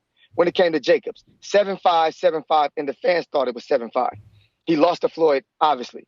Triple G, the fans thought he won. The judges, we all know what those scorecards was. Did y'all realize that I just gave you names of dudes of his toughest fights? Most of them are black. I mean, so y'all still want to call it the race card, or you want to call it business? People are smart. They do realize that the closest chances that Canelo has had a chance of losing were against them black dudes. No wipeouts, 1 round away from a draw on 3 of them fights. Literally. And he knocked down Trout, which gave him a high score. Because it's the fans scored that 114, 112 with a knockdown. So even the fans thought Trout did way better than most people think. So when you hear that fans don't think that he's avoiding, no, the fans do, because the fans on their scorecards, they have it just the way we have it. Just the way we have it. Now, all of y'all who want to talk that trash, remember, 11%. Now, I'm going to ask you something about boxing. Are black people 11% like the best boxers? 11% are the best boxers in the world, in the division? Hell no. It's more like 35 to 40%. But, Canelo going to fight that 11. Y'all keep making excuses. I'm going to keep trying to make people pissed off so they go ahead and fight dudes. Because, honestly, there is no way to Canelo. Because y'all keep saying, fight this, fight him. No. He does what he want to do. And y'all too scared to tell him, yo, man, why don't you tell Benavidez to fight Charlo and I get the winner? You can't tell him that. All you going to do is get up in here and type like a girl instead of just telling Canelo, look, man, why don't you have these dudes fight around Robin to get to you? We would love that. We would pay for that. But nah, you rather just insult all the fighters and all the callers who simply want to see the fight win or lose. We own y'all, baby. We own y'all. CYP out. That was interesting. Rue in the 504. What's up? Can you hear me? What's happening? What's going on, bro? All right, man. Shout out to Danny. All those years doing field work for TVV with their interviews. Good to see you on the panel, man. So, man, thank you. I appreciate that. It's a blessing. Thank you. All right, man. I personally wouldn't be mad at the third GGG fight for obvious reasons, so I'll just leave that. But just really congrats to you, dude. Just over the last 2 years, the growth of the channel. I mean, I've been following this channel for years, but over the last 2 years, the growth of 90 seconds to witness. I'm happy for you. All the Patreon content, the MP3s, those are all great. So good work. Even though you're a self-professed hater of every fighter that I love, I'm still happy for you and everything's working out for you. I came around on Loma, man. That's it. He's done his thing at 35. On Loma, Golovkin, and a whole bunch of other people just to win an argument. I'm not counting on you to 60 stand seconds. Stop. You're gonna. Usyk's on his way. Usyk's on his way. One more win and it's a wrap. I can't talk shit anymore. Usyk can go undisputed at heavyweight, and you still wouldn't think he belongs at the division. This is crazy. You pick against. If he do it twice, it's because he was really nice. Oh, okay. All right, Ness. All right, you guys enjoy the weekend. Ruin the 504, man. Thank you for calling in. All right, so we're going to be waiting for Louis Cubas Aries, who's coming in last minute. We got Hawk in Maryland. What is up? What up, Ness? What's good? 10 seconds. We hear you. Okay, cool, because I'm out driving. All right, cool. Yeah, listening to the conversation, first I want to say I got Earl punishing Ugas when they fight. Earl Spence is going to punish him with that jab. But the Charlo and thing, I'm going to ask you a question, Ness, and what is it called? Danny, what is his name, Danny? Yep. Yeah, what's up, TVV? Y'all all looking great up there, and I love that. that you need to start promoting something right on your shirt. You look so good up in there. You need to quote Jay-Z, brush your shoulders off, bro. You looking real nice in there. All right. And but as far as that Charlo, man, I hear everybody hollering about that fight. But the thing is, I just got a question for you. Do you think we would be having the same conversation if Charlo had went on ahead and fought Demetrius Andrade and beat him by now, or fought Caleb Plant before Canelo? You see what I'm saying? The guys are right there for him to have fought already. Canelo would have no choice but to fight him. But what's going to happen again is Canelo going to fight somebody else, because right now Charlo ain't even came up to 168. If I was Canelo, I wouldn't even fight him, because if he come up and he beat him, they're going to say, because he's at 168. But if Charlo get the fight, I hope he do, because his brother's doing great things, and his brother look like a solid rock right now. But I just think Charlo got Benavidez, Demetrius, Andre, all of them was there at 160. Ain't nobody at 160 doing nothing. Not even Triple G. They all just sitting around waiting. But had all of them had fought, we'd have a reason to force Canelo to fight one of them, because that one would have beat all the rest of them. But they all just sitting around waiting. So Canelo can pick what he wants, because the fighters that everybody's talking about he should fight, they're not fighting the other champions that's right in their weight class, and they're not moving up and fighting other champions. They're just waiting. So that's why you can't knock Canelo for nothing he do. That's my call on that. All right, brother. Well, thank you for calling in, Hawk in Maryland. If you're on Blog Talk and I haven't gone to you, it's because you haven't pressed that one. You better do so before your time runs out. We're waiting for Louis Cubas Aries that will be joining us here in studio to talk some boxing. And we definitely got to address what happened with Vaughn Alexander. Damn, he needed that momentum to continue, the win streak to continue. We got Big Matthews that says Canelo can't duck Charlo 160 to fight 175-pound champ. Crying emoji, thumbs up emoji, which is true. How could you be ducking Charlo by fighting a Bivol at 175? It's not considered ducking. And me, Rider of the Storm, CYP, 3 crying emojis, 3 violin emojis. Canelo living rent-free in your head. We got Mr. Still Your Chin who says, shout out CYP. That man spoke nothing but facts, yet people still send insults. Can I get my Tank soundbite, please? It's been a while since I asked. Alrighty then. And when you in the trenches, it's cool to shoot them bullets. How you gonna defend yourself when them bullets coming back? We got James Benitez in Alabama that says Ben versus Van Heerden. Yes. If you didn't join our show last night, where we discussed multiple news and notes, plus this weekend's fights, made some predictions, and had a nice round table with Paulie Malignaggi, Claudia Trejos, and then we even had a guest late night, right? Blair the Flair blew it up in here, you know what I mean? Melted the booth down. But we did discuss Conor Benn and the fact that Van Heerden accepted an offer from Eddie Hearns to face Conor Benn. Nothing finalized yet, but he took an offer. And obviously Maurice Hooker was the one that was supposed to step in and take that fight with Conor Benn. He had to pull out due to an injury. Mm-hmm. I would have liked to see that fight. Obviously, Maurice Hooker was champion. Danny, you looking up flights? I am. Where you going, champ? Thought we was working. My man ready to go on vacay. Nah, I'm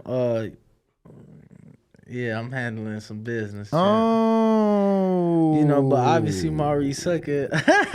I'm pulling a Johnny Rice. Oh, inside joke. You ain't hear the interview. Better go check it out. Go check it out. Shout out to Johnny Rice. You a funny guy, Nuss. You know that? What? That's the second time you do that. I'm just looking at your computer, my friend. What are you doing? I don't know. What are you doing? Yo, Ken Stone says, if Lil Charlo wins 154 undisputed, he deserves the Canelo fight more than his brother. Daniel Jacobs, let's go. Loma, a.k.a. Lil Usyk, the king is back at 135. He is looking back. He is. Nakatani and the Comey fight, those are good wins. Styles make fights. They are good wins, though. But they are good wins. They're enough to get you a title shot, though. Like, it's enough to be like, all right, he could fight Haney. He could fight not Camboso, so I don't want him to get a shot at all the belts. But a title shot. Those 2 wins deserve a title shot. I mean, it don't matter which one of the champions he fight. It wouldn't be for all the belts because, neither fighter has all the belts. No, I mean all the belts in the sense that Kambosos has more than anyone else.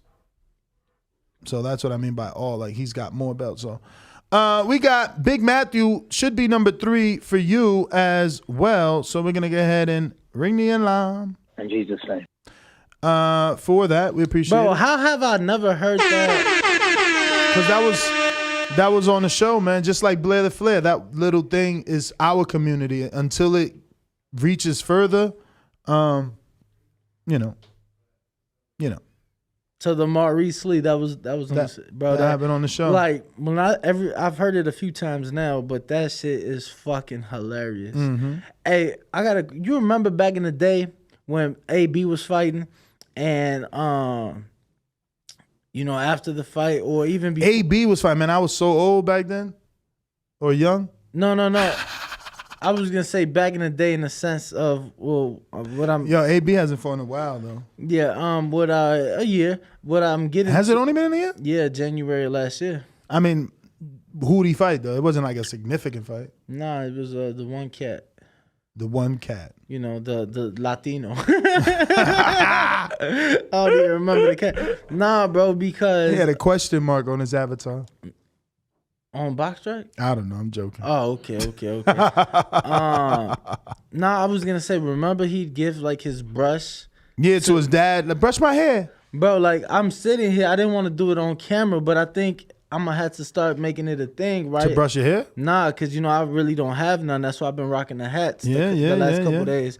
But I've been wanting to brush your beard. Yeah, I've been wanting to pull it out. Make sure it's looking good on camera. I mean, I don't know that you should be brushing it on camera, because it'll look good on camera. But what about the act of brushing it or combing it on camera? I don't know. Nah, I used to do it all the time at home. So who am I? I just feel like the people. It's like therapeutic. The people loved it with AB. And they're gonna love it with Ringwalk Danny. Yo, and to we got a new caller people, in Miami, by the way. All right, we're gonna get to him. But to all my people, y'all could call me Danny. Ringwalk Danny is what I go by. But bro, why y'all calling me other people's names? Bro? That's kind of disrespectful. Yeah. No, they're trolling you. They're trolling you. At least give me somebody who's rich and famous to make me feel good about myself. Yeah, they trolling you, man. They want you to, Big Matthew said you forgot to read his super chat. Uh-oh. Let me go to Miami first. All right. See what's the weather like out there, man. What's up? Miami 305. Who's this? Yo. Can you hear me? I do. What's your name? Oh shit! No, I'm not. When you said Miami, I'm not from no Miami, man. I'm from South London, blood. Oh shit! Why you got a Miami number? Using a Magic Jack out there? Oh no. Some little app you got over here, innit? You get me? Some little apps. I don't know why it says Miami, boy. That's confusing to me, man. What's your name then? And my name's Renee, man. My name's Renee still. My name's Renee, man. Renee. From South London, man. You get me? Yeah. Talk to us.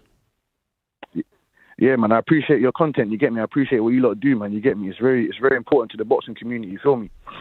Mm-hmm. But there's a couple of topics I wanted to speak on, innit? I'm not like the rest of the callers, innit? There's certain things I would like to ask you, innit? And there's certain things that doesn't make sense to me, innit? So you're saying, sorry. The fighting community is saying Charlo. The guy hasn't fought anybody. He hasn't fought no champions. In fact, he's been in that weight division for 5 years. He hasn't fought no champions. Canelo has come and he swooped. He went into that 168 division and he destroyed. He cleared up the whole division in less than a year. So can you explain to me why Charlo has not fought any champions? Brandon Adams is not a champion. Derevyanchenko is not a champion. That was a good fight though, but he's not a champion. Juan Montiel is not a champion. Who else? Who else is there? He ain't fought nobody. He needs to go fight Benavidez. He needs to go fight Plant. All of those guys need to fight each other so we can when the dust clears, we know who's who. How is it that Canelo Alvarez? I don't understand. Well, why Renee, people I hate to cut you off, man, but we do have our guest just walked into the studio, Louis Cubas Aries, so I'll get back to you if you're willing to stick around and wait. Louis, man, thank you for coming into the studio short notice and joining us here for some talk. Bro, last time we seen each other was at a fight. I don't remember which one. I know I got an interview, but my co-host is telling me you had a fight with Vaughn after that. I did not know that. What the fuck happened? Yeah.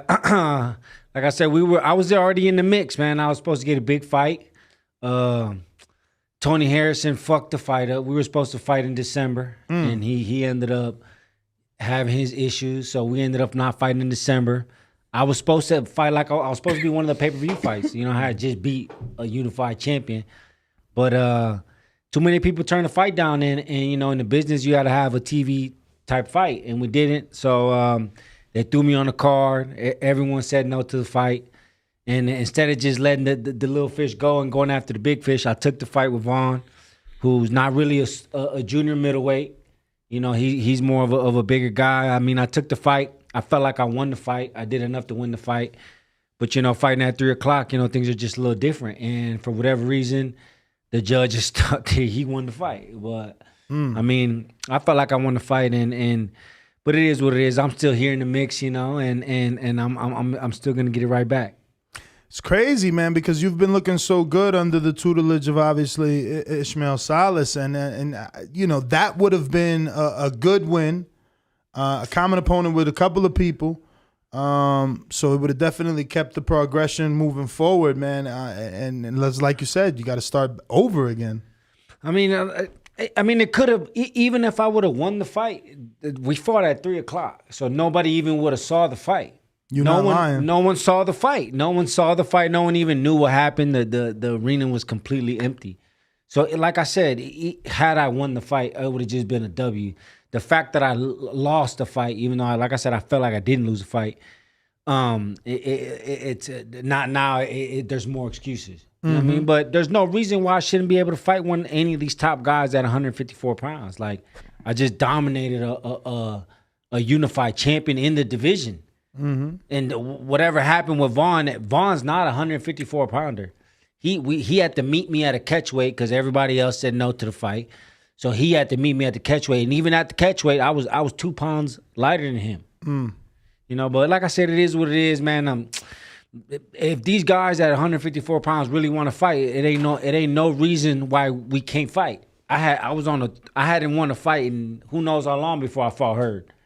You know, and I still smoked him. So now, speaking of Tony Harrison, I've seen that he just got in a fight announced to be on the Lubin Fundora undercard.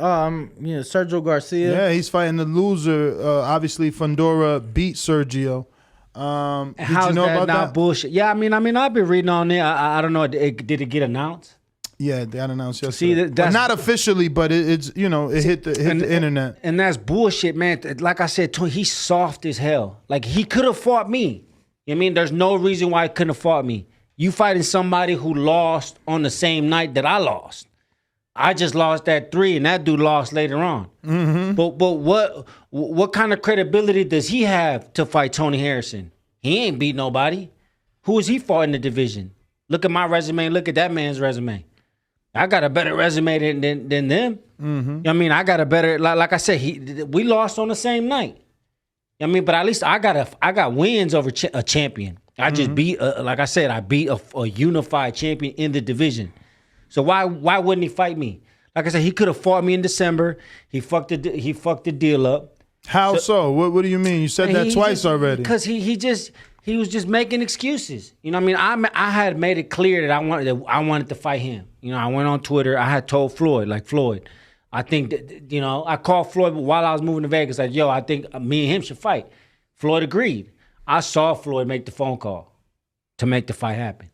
And then when everything was getting close, they were like, you know, Leonard was like, look, these motherfuckers talk like they really want to fight, but really they don't. You know what I mean? He didn't tell me why, but he was like, yo, they didn't. That's the reason I wasn't a part of the pay-per-view part. You know, so then it happened. So then I was like, yo, I even wrote Tony Harrison on Instagram, and I was like, yo, have they offered you anything yet? He just read my message and didn't say nothing. Damn, left you on red. Left me on red, and I'll show it to you after. That's crazy too, because And then- we in the same game. We both We in the same trying to game. eat. We trying to eat. So I wrote him like, "Yo, did they offer you to fight?" He left me on red, didn't say nothing. As soon as the Vaughn fight was over, he gonna write me and start talking shit. And I was, What'd he say? Man, just like, man, we were supposed to be fighting, and I got all the messages right here. Damn. Tony's my guy too, but he's been out. He's been out for a minute. There's no reason why me and him couldn't fight. Look, what day that say? December 8th? It says October 19th. Oh, the top one. That's way before, right? Even before I fought in December. Mhm. It's 2-3 months before. I asked him, "Had they offer you to fight?" Yeah. He read my message and didn't say nothing. Then on December 8th, as soon as I got done fighting, he gonna write. He said, "Shaking my head at your ass." What? Our crash course was coming up. Oh, okay. Oh, because it ain't talking shit. Then, I mean, he still could go talking shit, and I'll say, okay. I said, look, the fight can still happen, though. I was like, yo, the fight can still happen, and he's like, yo, I wrote it out my mouth that I was gonna fight you on Twitter, and then I had told him, I was like, yo, the fight can still happen. I was like, I got Floyd, I just beat Hurd, I had lost and whatever, and he was like, all right, I'll fight you 10 times out of 10, but the price just went up. Oh shit! So anytime a fighter talks about money, that's the easiest way of saying like they don't really want to fight. Yeah, So but I don't get it. Why would the price go up? Because you got a loss. Exactly. And then you said the price got to go up because I lost, and now you about to fight somebody who got a loss, who just lost. And I mean, if you look at Sergio Garcia's resume, his best win is probably like Ted Cheeseman. It is Ted Cheeseman. You know, I fought them all. My Danny Jacobs. I mean, even before Danny Jacobs, when I got my first fight on HBO, that Russian was top 5, top 6 in the WBC. He was number 2 at one point. He took a loss, but he was still in the top 10. Smoked him. Then I fought Danny Jacobs. We all know who Danny Jacobs is. After that, I fought Rosado. We all know who Rosado is. When I went to Ireland to fight Keeler was number 3 in the WBO. And so for the Keeler fight and the Rosado fight, it was both clear that whoever won was going to get Andrade. Sure enough, Keeler beat me. He was and fights Andrade. After I fought Keeler, again, another top 5 in the division, I went and I fought Jared Hurd, a former unified champ. Mm-hmm. Come on, man. But you feel like now you actually at the division, right? Versus like the middleweight? Yeah, they know it. No one wanted to fight. After I beat Jared Hurd, who was really going to want to fight me? No one was trying to say they'll fight me. I had let it be clear. I was like, yo, I'll fight Julian Williams. I'll fight Tony Harrison. I'll fight any former champion at 154. I'll fight any guys who got a name at 154. I'll fight them all. Man, I was really hoping for that Tony Harrison fight. I remember speaking to you outside of, what's it called? Skate Rock City? Floyd spot. Yeah. You know, and that was around August. It was the back to school drive, so I'm gonna go ahead and say August maybe. Yeah. And I'm like, yo, he coming off career That best was the fight. win. You know, Tony Harrison, his resume and what he's brought to the table, former world champ. Like, I mean, maybe that Carlos Adames fight could be on the table. He just got to win. He's gonna need an opponent. Yeah, Adames fighting at 60. So, but ain't he with your trainer too? And we train. We were training together. So I was gonna fight Derevchenko, and Derevchenko was like, nah, he'd rather fight Adames. Yeah, and that's why he ended up. Because there was rumors he was moving down on 54. Yeah, and me and Derevchenko were gonna fight, and he said no too. So he ended up fighting Adames, and he ended up losing to Adames. But Adames got the fight for at 160, and he gonna get Charlo soon. You know what I mean? Because that was an eliminator. After I fought the Hurd fight, even before the Vaughn fight, I was in discussion that me and Lubin were gonna fight. Like it was already starting a little discussion prior to the fight happening of me fighting Lubin. You know what I mean? But I figured I wasn't gonna fight Lubin because Lubin was already number 1 in the WBC. Yeah.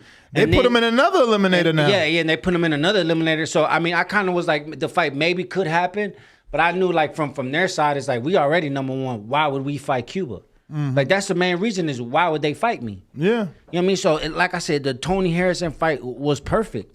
And it still is perfect. And the fact that he's avoiding me, but he's fighting someone else who just lost on the same night that I lost, Goes to show you, man, he's soft. He really don't want to fight, man. He's just trying to get a payday and take the easiest way route. If he really wanted to fight, they'll be like, okay, well, I want to fight. I was talking shit to Cuba Arias. Even when Allen then presented the fight, whoever presented him the fight of him fighting on the 9th, he could have easily been like, man, I want to fight Cuba. We've been talking shit. Like, no, I want to fight him.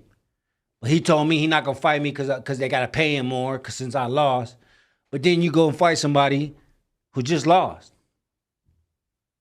So what's the plan with you? Obviously, you've seen the news and you know that the guy that you were hoping to get is fighting someone else. Man, the thing is, man, you know this COVID shit crazy. Until that bell rings, them boys ain't fighting. Until that boy rings. So like I said, man, and who knows? Maybe the Garcia kid, maybe he can't get out of Spain. Who knows? You know what I mean? So I'm gonna be in the gym. I've been in the gym. So you're gonna stay ready. I'm gonna stay ready. I've been ready. I was on my way to the gym now, and that's why when you told me like, yo, you trying to do an interview, I was like, well, shit, I'm gonna drop my kids off at school. I was heading to the gym anyway, so I stopped by right here. But man, like, if it really, they still ain't fought. You know what I mean? So I mean, if he really wanted, the fans know that the better fight is me and Harrison. Like I said, I got the resume. You know what I mean? I've been in there with the guys. Like the better fight, co-main to that fight is me and Harrison. So if he really wanted the fight, man, I'll take the fight. It don't matter. Like, Floyd gonna always make sure I'm straight. That's why I never even complain about no money, about this. Like, Floyd always gonna make sure I'm straight, whether it's on paper or not. So even with the Hurd fight, when they offered me the Hurd fight, my first question wasn't even how much. My first question was like, okay, well, wait. You know what I mean? Like, yeah, because there was rumors he was moving to 60. Yeah, you know what I mean? It was like, whatever. So I wasn't even tripping about the money. Like I said, it's easier to get out of a fight blaming the money. You know what I mean? So like I said, I'm in no position to complain about anything right now. So, but like I said, man, the fight is me and Harrison. And if he don't fight me, or he doesn't eventually fight me, even if they go through with the Garcia fight, he don't fight me after, it's because he's soft, man. Like, I straight up called you out. You went online and said you was going to fight me. You have the opportunity to fight me. You still have the opportunity to fight me 6 months later, and you're choosing to fight somebody else. Cuba, I got a question for you, man, because it's no secret, and I don't mean no disrespect, but it's no secret you've been overlooked, your entire career. You were put into the Jarrett Hurd fight, obviously as a B-side, right, against a former unified champion. What about a fight against Danny Garcia, who we've heard? Yeah, he's been talking about moving to 54 a lot. 54, 100%. But that's never been offered though. Never been offered. But like I said, man, I don't turn down any fights. Like, I mean, I fought even when they said you're gonna fight Vaughn. He's really the only guy that's willing to take it right now. I said okay. I was shocked. I was shocked when I saw that. I'm like, bro, he at 68. Like, yeah, man, come on. He's a gatekeeper at 60, 68. Man, no matter what I did, and like I said, I came in 155 because I had I was trying to make 54. So nothing that I would have really did he wasn't fazed by it. But any guys at 154 pounds that would have got hit with the same shots that he got hit with, they're not taking it. Like, y'all saw what I did to Jarrett Hurd. If Jarrett Hurd was lighter, he would have got put down. He was getting hit all night. Smaller guys getting hit all night are not gonna be able to take that. They're not. I mean, and if prime example, if Tony Harrison says he can, then there's no reason why we shouldn't be able to fight. What was the weight for that Jarrett Hurd fight? Because I remember you came in basically middleweight, right? You came in like 158. I think I was like 56, 57, 58, yeah. I mean, that was the thing. Like I said, I was never even tripping about the money. My whole thing was, well, wait. So the whole time we were going to fight at 54. They were saying they owe 54. And that's the reason I wanted to take the fight, was because I said I was going to move down. And then they came with me with the number one guy. At the time, Hurd was ranked number one by the Ring magazine at 54. So I was like, okay, bet. We're going to fight at 54. We're going to fight at 54. Then 2-3 weeks before the fight, I think it was like 2 weeks before the fight, they were like, he can't make the weight, we're going to have to fight at 60. So then I go to Floyd, and I'm like, yo, Floyd, man, they've been telling me 54 this whole time. I've been squeezing down since January, trying to, get my body right for 54. Floyd's like, man, I'm going to try to talk to him and see if they'll meet you at 57. Nope. So I was like, you know what, man, I know what it is in this game. You know what I mean? Like, I can't say much. You know what I mean? I don't really bring nothing to the table. So y'all want to fight at 60? Okay. We fought at 60, but the same thing happened. He still got beat. So, but I mean, it's clear as day though that I'm more of a 154 pounder. Even him, who was the biggest 54 pounder in the division, I look smaller than him.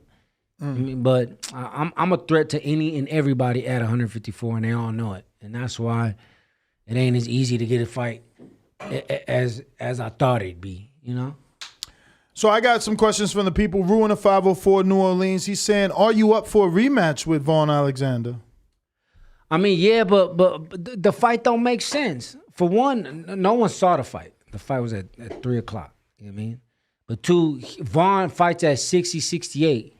He squeezed down a little bit to make like 57 or whatever.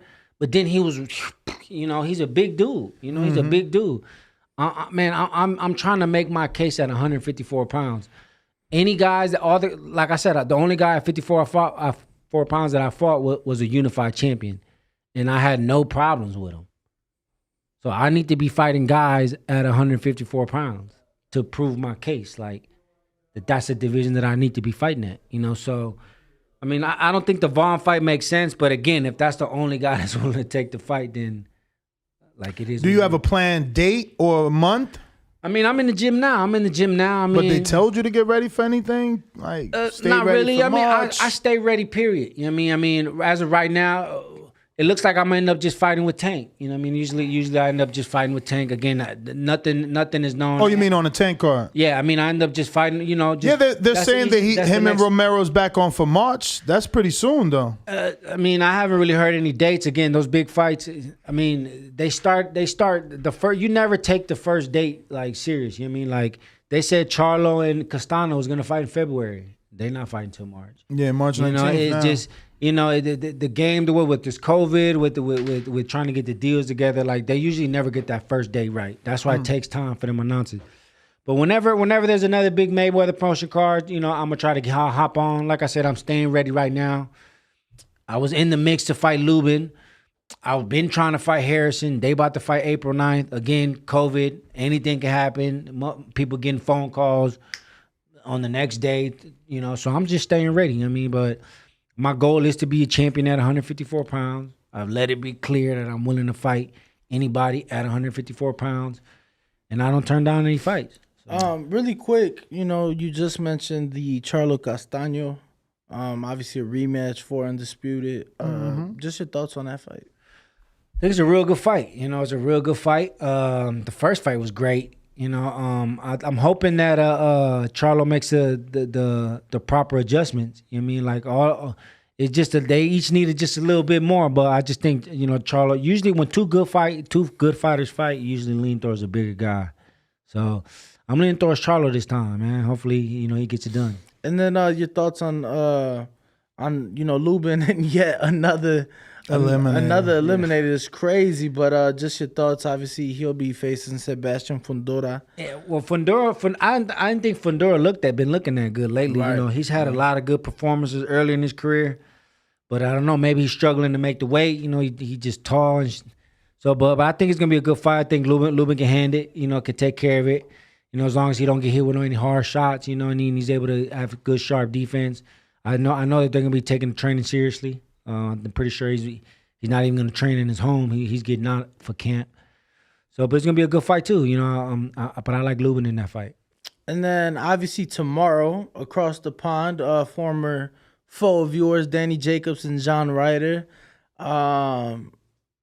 Just your thoughts on that one. You know, obviously it's a good fight. I mean, not too many people know about Ryder, but he's a good, tough guy. You know, he's been in there with a handful of guys. You know, but Jacobs is big as hell, you know, and he's good, fast, you know. He ain't looked that good against Rosado, but I thought he took Rosado lightly. That's really most of what it was. He thought he was going to be able to smoke Rosado, and you could tell from the jump, like, he wasn't even in it, you know. Like, but Jacobs is too good, man. I think Jacobs going to beat him up by decision. I got Killer Kells in California. He says, how much did the win over Jarrett Hurd reinvigorate your career? I lost money betting against you, but I was happy for you and your story of resilience. I mean, it was a great win. You know what I mean? Like I said, I had a lot of fights with a lot of top guys, but I just hadn't beat one of them. You know what I mean? And then right when I got the Hurd fight, I felt like it was perfect timing. Like, this game is all about timing. You know, the fight just came about at a perfect time. I had already was making my transition back to Las Vegas, and it worked out good. But it put me back. You went back to Milwaukee? No, I was in Florida. I was living in Florida for because you was training with John David Jackson for a little while. John in what part of Florida? Delray Beach, Florida. Okay. Yeah. That's actually where Hammer, you know, lives and trains now. But I was training over there for a little bit. Why you change? I just needed a change. You know what I mean? Like, obviously, whatever I was doing over there, it wasn't just, you know, getting me past that little threshold, you know. So I've always felt like I had great camps here. I came here to Vegas with my shit to spar, really. And I got reconnected with Floyd. And I just felt like Vegas was better for me. Like, things were going great for me when I was with Floyd in Vegas, you know what I mean? So I was like, maybe it's time for me to go back, you know. And I came back, got back with Floyd, you know, got back cool with Mayweather and everything, and then met Salas, and it was like we clicked right away. You know, he's a great trainer. Yeah, you look good under his tutelage. We got the best dad ever in Baltimore. He says, "What are your true feelings about Tank's boxing ability, and is his power real?" Tank's power is real, man. I'm telling you. I've been in there with a lot of guys, sparring, fighting. Again, I started to fight when I was 8 years old, so been all over the world. And Tank's left hand is serious. You know, like when you spar somebody, you could kind of tell, like, even when they're hitting your gloves, you could tell, like, if they can crack or not. And Tank could crack, man. So he sparred you. Yeah. When he was like I said, man, I came to Vegas with my sparring shit to talk to Floyd, but I already know how Floyd is. You know what I mean? Like, if you really want to get Floyd's attention and you got to spar. Like, that's just flat out. Does anybody want out there? You got to spar.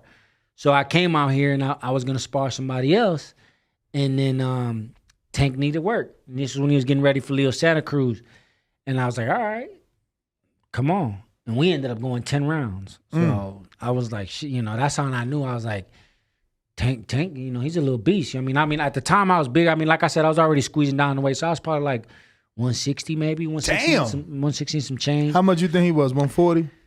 Nah, he was probably like 45, maybe closer to 50. I mean, he was still like they were just starting camp. You know what I mean? So that's why it was he could go in there with the bigger guys, 'cause he was a little bit bigger. But man, that left hand is fast and it's strong, and he hit hard, man. He hit hard. He hit me with a couple body shots that I was like, damn. You know what I mean? Like, I knew with that left upper. I'm telling you, that left uppercut is vicious. And honestly, that same left, no, he ended up knocking him out there with a right. It was a right. Was it a right? Wasn't it a right?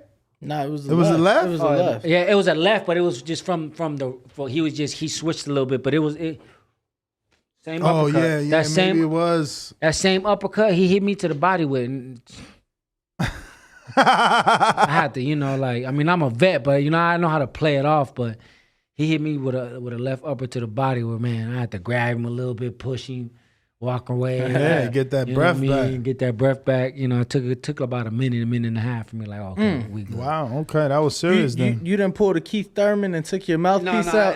that was smart. You know what I mean? But no, I didn't have to take my mouthpiece out. But you know, you just grab it. Right. Yo, I like that he appreciated that though. You know, you get boxing fans that look at Keith for what he did in the Pacquiao fight, and they don't see the skill in that. I think, instead of vulnerability, I see skill. Like, bro, you with Pacquiao. Pacquiao put down Algieri 6 times. You know what I'm saying? He's knocked dudes out. Like, you're hurt. Now you're showing the dude that's trying to kill you. You're physically hurt by taking out the mouthpiece, and you get away with it. I give Keith a lot of credit for that. Yeah, there's a lot of little tricks that, you know, vets can do. You know what I mean? Like to get an extra time, to get an extra breather. It's easier to breathe without your mouthpiece. I mean, really, what the smarter thing to do would have been to drop the mouthpiece. Now, he had dropped the mouthpiece. Had he dropped the mouthpiece when it came out, like you know, then they would have had to stop it, wash his shit off, and then give him more time. Gave him more time, you know what I mean? But it was still, you know, he had to do what he had to do to get his little extra breath, you know, and it worked. You know what I mean? It's a lot of veteran tricks that people don't really know about, don't pay attention to. We got Coach Myers in Connecticut. He says, if I'm a up-and-coming fighter, you're my manager, and Mayweather Promotions wanted to sign me, what advice would you give me? First off, I got to see where you training at, you know, how old you are, what kind of experience you got. And I would say, you know, like, yeah, I mean, if this is the promoter we're going to work with, we just got to move you the right way. You know, I feel like guys just need to know themselves and know how they want to move, you know, and they got to be able to speak up. You know what I mean? Like, fighters control a lot of the narrative if they want to. You know, they just got to speak up. Your promoter shouldn't be really, y'all should be hand to hand. You know, it should be cool. It shouldn't more like, oh, whatever you say, go. So as long as you're willing to work, you're willing to put the work in, and you got the experience, you know, you can get moved good. But one thing with Mayweather Promotions, man, you're gonna get your shot. You know, so. Man, that's one thing I was saying. I'm like, for one, they don't match their fighters up easy. No, they don't. You know, Yeah, Ladarius Miller been through some fights too. You know, Badu Jack. Even my man had fought Dortitos. Andrew Tabiti. Tabiti. You know, but yo, they get their fighters opportunities that I don't feel like any other promoter could get. I mean, perfect example is Ishe Smith, man. I don't know if you know Ishe Smith. I mean, I saw Floyd. Floyd used to spar Ishe. You know what I mean? And Floyd was like, man, you know what? I like you, man. Like, you good dude. You work. You help me out. Like, I'm going to help you out. I'm going to make you champion. I heard Floyd say it out of his mouth. Like, I'm going to make you champion. After that, and this is when but he got to win the fight, though. All he could do is put you in position. Floyd said all the time, it's like, man, I can't fight for you. Yeah. I can't fight for you, but shit, I can put you there and you do your thing. So they gave Ishe a little whatever fight, and then boom, next thing you know, he's fighting K9. Mm-hmm. Come on, man. Yeah, but you know, he's got the ability, because for K9, a fight with Ishe, a Mayweather promoted fighter, is the biggest fight he's got. Yeah, you know what I'm saying? yeah, I know, but the thing is, like, only Floyd can get that done. Yeah. I had come off. I lost to Jacobs, Drew Rosado, lost to Keeler in the 3-year span, and then we had the COVID. I was pretty much 90% of the people said I was done. Done deal. Right. Get back with Floyd, spar Floyd a couple times. I'm on pay-per-view. Fighting a unified champ, a former unified champ. Right. Yeah, but he put you in position. That's what I'm saying. Like, I mean, you see, you are a hungry person, so you looking at it as an opportunity. On the outside looking in, somebody like, man, you was the B-side to her. I know. But you knew what you could turn that into. So for you, it was the perfect, position. No, I mean, who else could have put me in that position? Right. No, absolutely. I mean, look, and that's your point, right? No, like, absolutely. Man, you get Look, you know, I got a good relationship. Jay Leon Love, he got the Benavidez shot. Mm-hmm. On pay-per-view. After getting clipped, lost, and all that. Right. Yeah. I want to say he was coming off the Quillen loss. One of them, yeah. I want to say it was probably Rosado. Wasn't it? No contest with Rosado. Yeah, he got the. That was earlier in the career. Yeah, but you know what I'm saying is he puts people in positions to beat you know, World Boxing Super Series, you know, put you in position to get to that world title opportunity. Like Tank fighting on pay-per-view after pay-per-view after pay-per-view. I do feel like Tank had the ability and the star power and the popularity to potentially get there. But like he got with Floyd, you know what I mean, and then Floyd made him champion. Like got him some pretty smooth, easy title defenses. But what's the deal there? Pay-per-view. What's the deal there? Because when Floyd made him champion, you see Tank went to social media like, oh, they trying to set me up. But now he's happy in the position he's in. It ain't really. If they would have set you up, you know what I mean? Like, I feel like if you would have lost. No, you wouldn't have fought Pedraza for the title. They would have put you in there with Lomachenko for the title. Like, I feel like that's more of a setup. Yeah. Like, if you're going to pick, at the time, all the champions, like, who was the easiest champion to go after? And, like, Pedraza was struggling with the weight, not really a puncher. Like, he was really, like, the lesser of the champions to go after. They really wanted to set you up, they would have threw you in there with Lomachenko. Because if they really wanted to do that, so you think he realized that later on, after he said it, he realized it? Or? You know, I mean, it's just, you know, people get into it all the time, and then you know, but at the end of the day, it worked out the way, like, it was supposed to work out. You know what I mean? Like, he ended up fighting that champion, and maybe he felt like he could have been getting, like I said, if he was really getting set up, they would have put you in there with a harder champion. But, you know what I mean? there was some stuff going outside. You know, people get, you know, in their feelings and they talk to each other. They talk shit to each other. But at the end of the day, it's business. And then, but look how that worked out. And if they really set you up after that, they would have put you, you know, the title defenses were, you know, pretty No, sweet. after that, I think is when Mayweather realized, okay, he got something. We going I mean, really. no, they always knew. I mean, Tank. I'm telling you, Tank. I've been knowing Tank since we were kids. You could see Tank when even as a kid and was like, man, he gonna be something. You know what I mean? Like you could just tell, like he had it in him, and he had the skill. He just had the aura, like he was gonna be something. And the opportunity came, and he ran with it. Now look, he's a pay-per-view star. For sure. Only time he fights pay-per-view. James Benitez in Alabama says, I actually won a lot of money off your Herd win. I want to wish you much success going forward. I see good fights still to be made because I feel you got talent after this loss. So would you consider these oppositions? Patrick Teixeira, Troy Williamson, Brandon Adams, or Terrell Gachet? Or did those guys already duck the fight? No, Patrick. Me and Patrick actually trained together. He getting ready to fight. He's with Salas too. Yeah, he trained with Salas too. But he was Golden Boy. He got to fight some Russian in Russia. Was he with Salas when he fought Adames? No. Oh, neither of them were. Damn. They all did. They all just starting to come to Salas, you know. But it's stablemate, you know. But any of those guys, man, you know. I mean, I feel like I've done enough in my career to be able to have to fight a former champion or at least a title challenger, just because that's all who I have been fighting. Brandon Adams title challenger. Oh yeah, but that's a good fight too. You know, I'm willing to take that fight too. You know, he fought Charlo. Charlo. Yeah, that's a good fight. I'm willing to take that Gachet's fight. common opponent with Lubin, former Olympian. And Goucher fought for the WBA too, lost to Lara. Mhm. You know, so yeah, that's another good fight for me. The Goucher getting ready to fight Tim Tszyu. You know, as of right now, available guys that I'm willing to take. I mean, whoever's available. But Tony Harrison, Julian Williams coming off of L2. I really like the Danny Garcia fight, bro. Yeah. But Even Danny, let's be truthful. But you might be too big for Danny.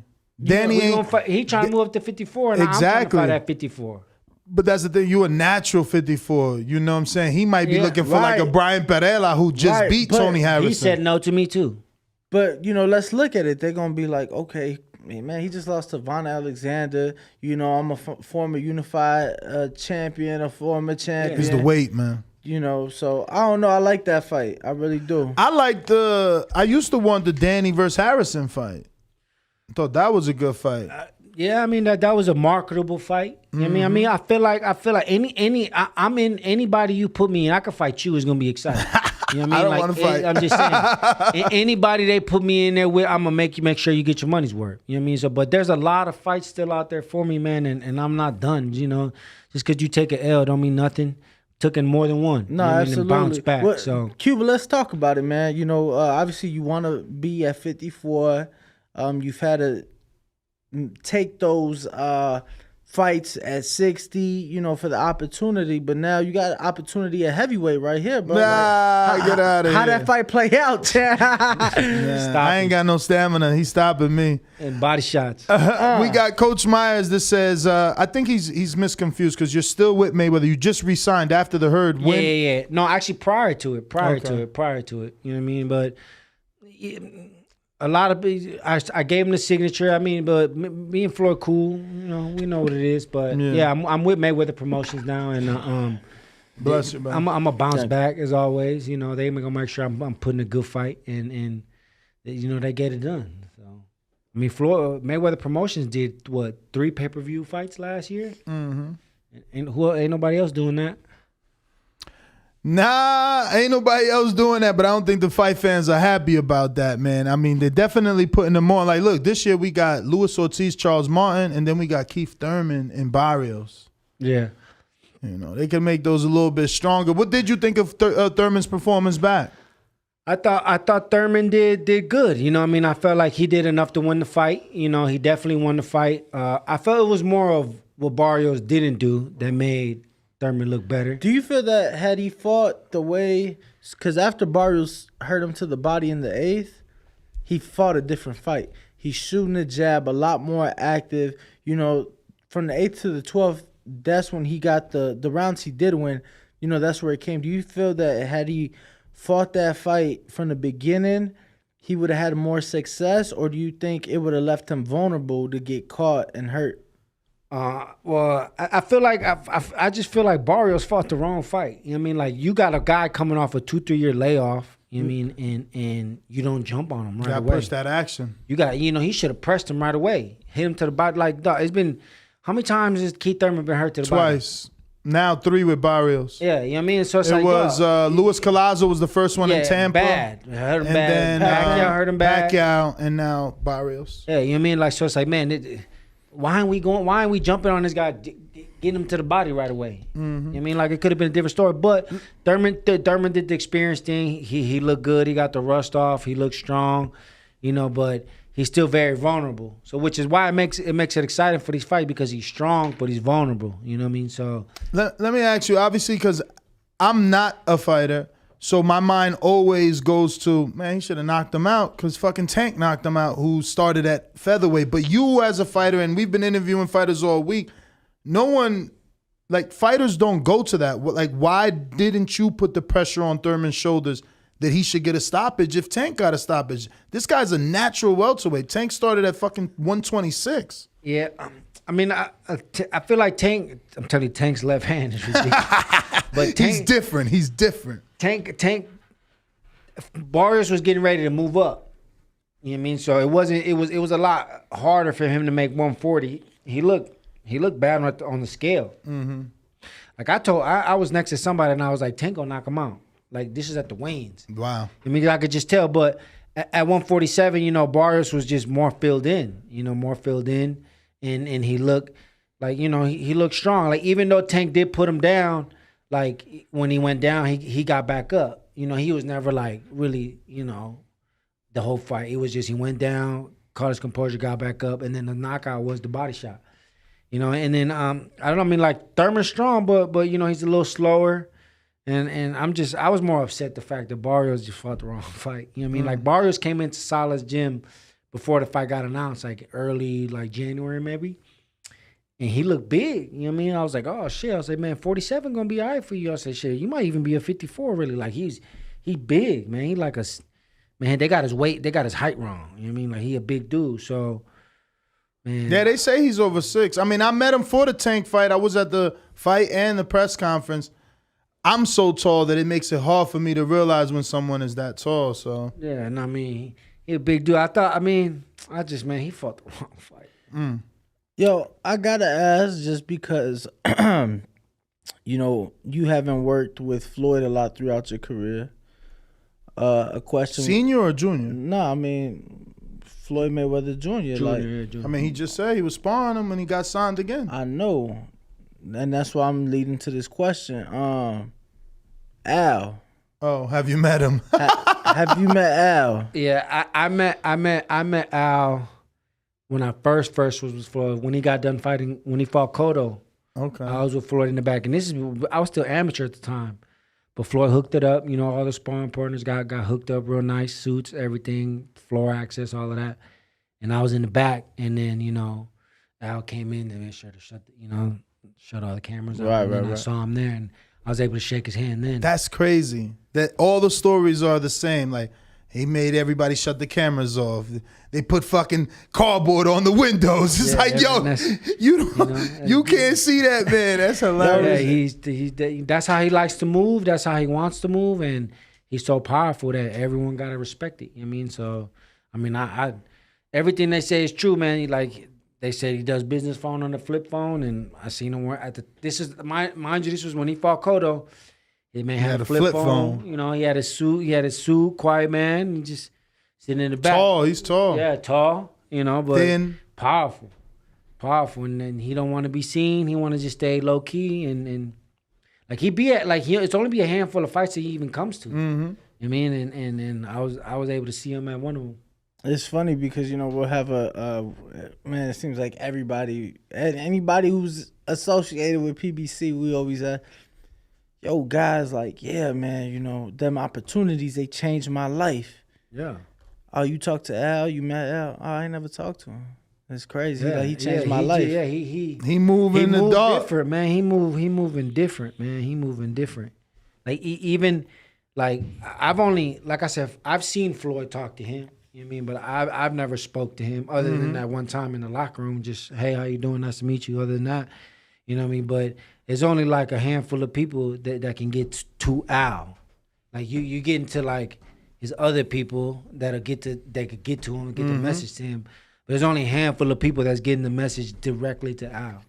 Yeah, with Floyd, one of them, but there's only like a handful of people out there that can get directly to him. We had Andre Berto, and we was asking him, about Al, and he texted him like right there, and he showed Al, text him, he showed us, he was like, he's like, there's a couple fighters that have a real good relationship, like Bronner's he be in Florida a lot, one of my boys be with him, and he be talking to Al all the time, There's a handful of people that can get directly to him, but for the 98% of the world can't. Yeah. So hey man, I guess it don't matter when you still getting your opportunity. As long as you under the banner and he's doing what he got to do from you, I guess it don't matter if you met him or not. Yeah. Results is all that matters. Yeah, you know what I mean? It's just as long as you do your part, like it doesn't matter who's getting it done as long as they're getting it done. You know, and Al, he's gonna get it done, but he's gonna get it done in the shadows.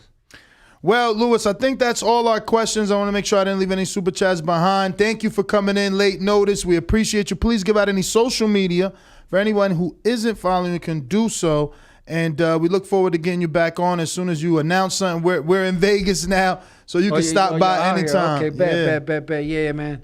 Well, yeah, Luis Cuba Arias, Instagram, Twitter, all of that. You know what I mean? Hit me up. I appreciate all the fan support. Everyone who don't support me and talk shit, I appreciate you too. And like I said, man, I'm going to be champ. I'm a resilient fighter, and I'm not going to quit on my dreams ever.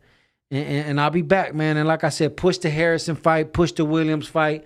There's only so much I could do. The public helps a lot. I mean, so any fights that you people want to see me in, go ahead and push for it. Tell your friends to push for it, and it'll get done. But I'll be back soon. Like I said, I'll be back soon. Better than ever, stronger than ever, smarter than ever. So the last time the world saw me, y'all saw the performance I put on. So it's only gonna get better, and I'm looking forward to it. Well, all right. On the way out, we got Big Matthew saying, "Give me that man down" intro, and we're gonna go ahead and wrap it up. Thank you to everybody tuning in. If you're watching this on YouTube, present, future, past, hit that thumbs up button. Don't forget to subscribe to the YouTube channel. We're trying to get to 131,000. I think we need like 80 more people. So you already know what to do. I'm gonna go ahead and beat up Danny Garcia. Hey, Dad. Check out that green jacket because I just took your bill. It's fly, you can't even set out an arena. The only reason you don't pay per view is you fight me. So you sit down somewhere. Sit down somewhere. You will not be fighting on pay per view off of me.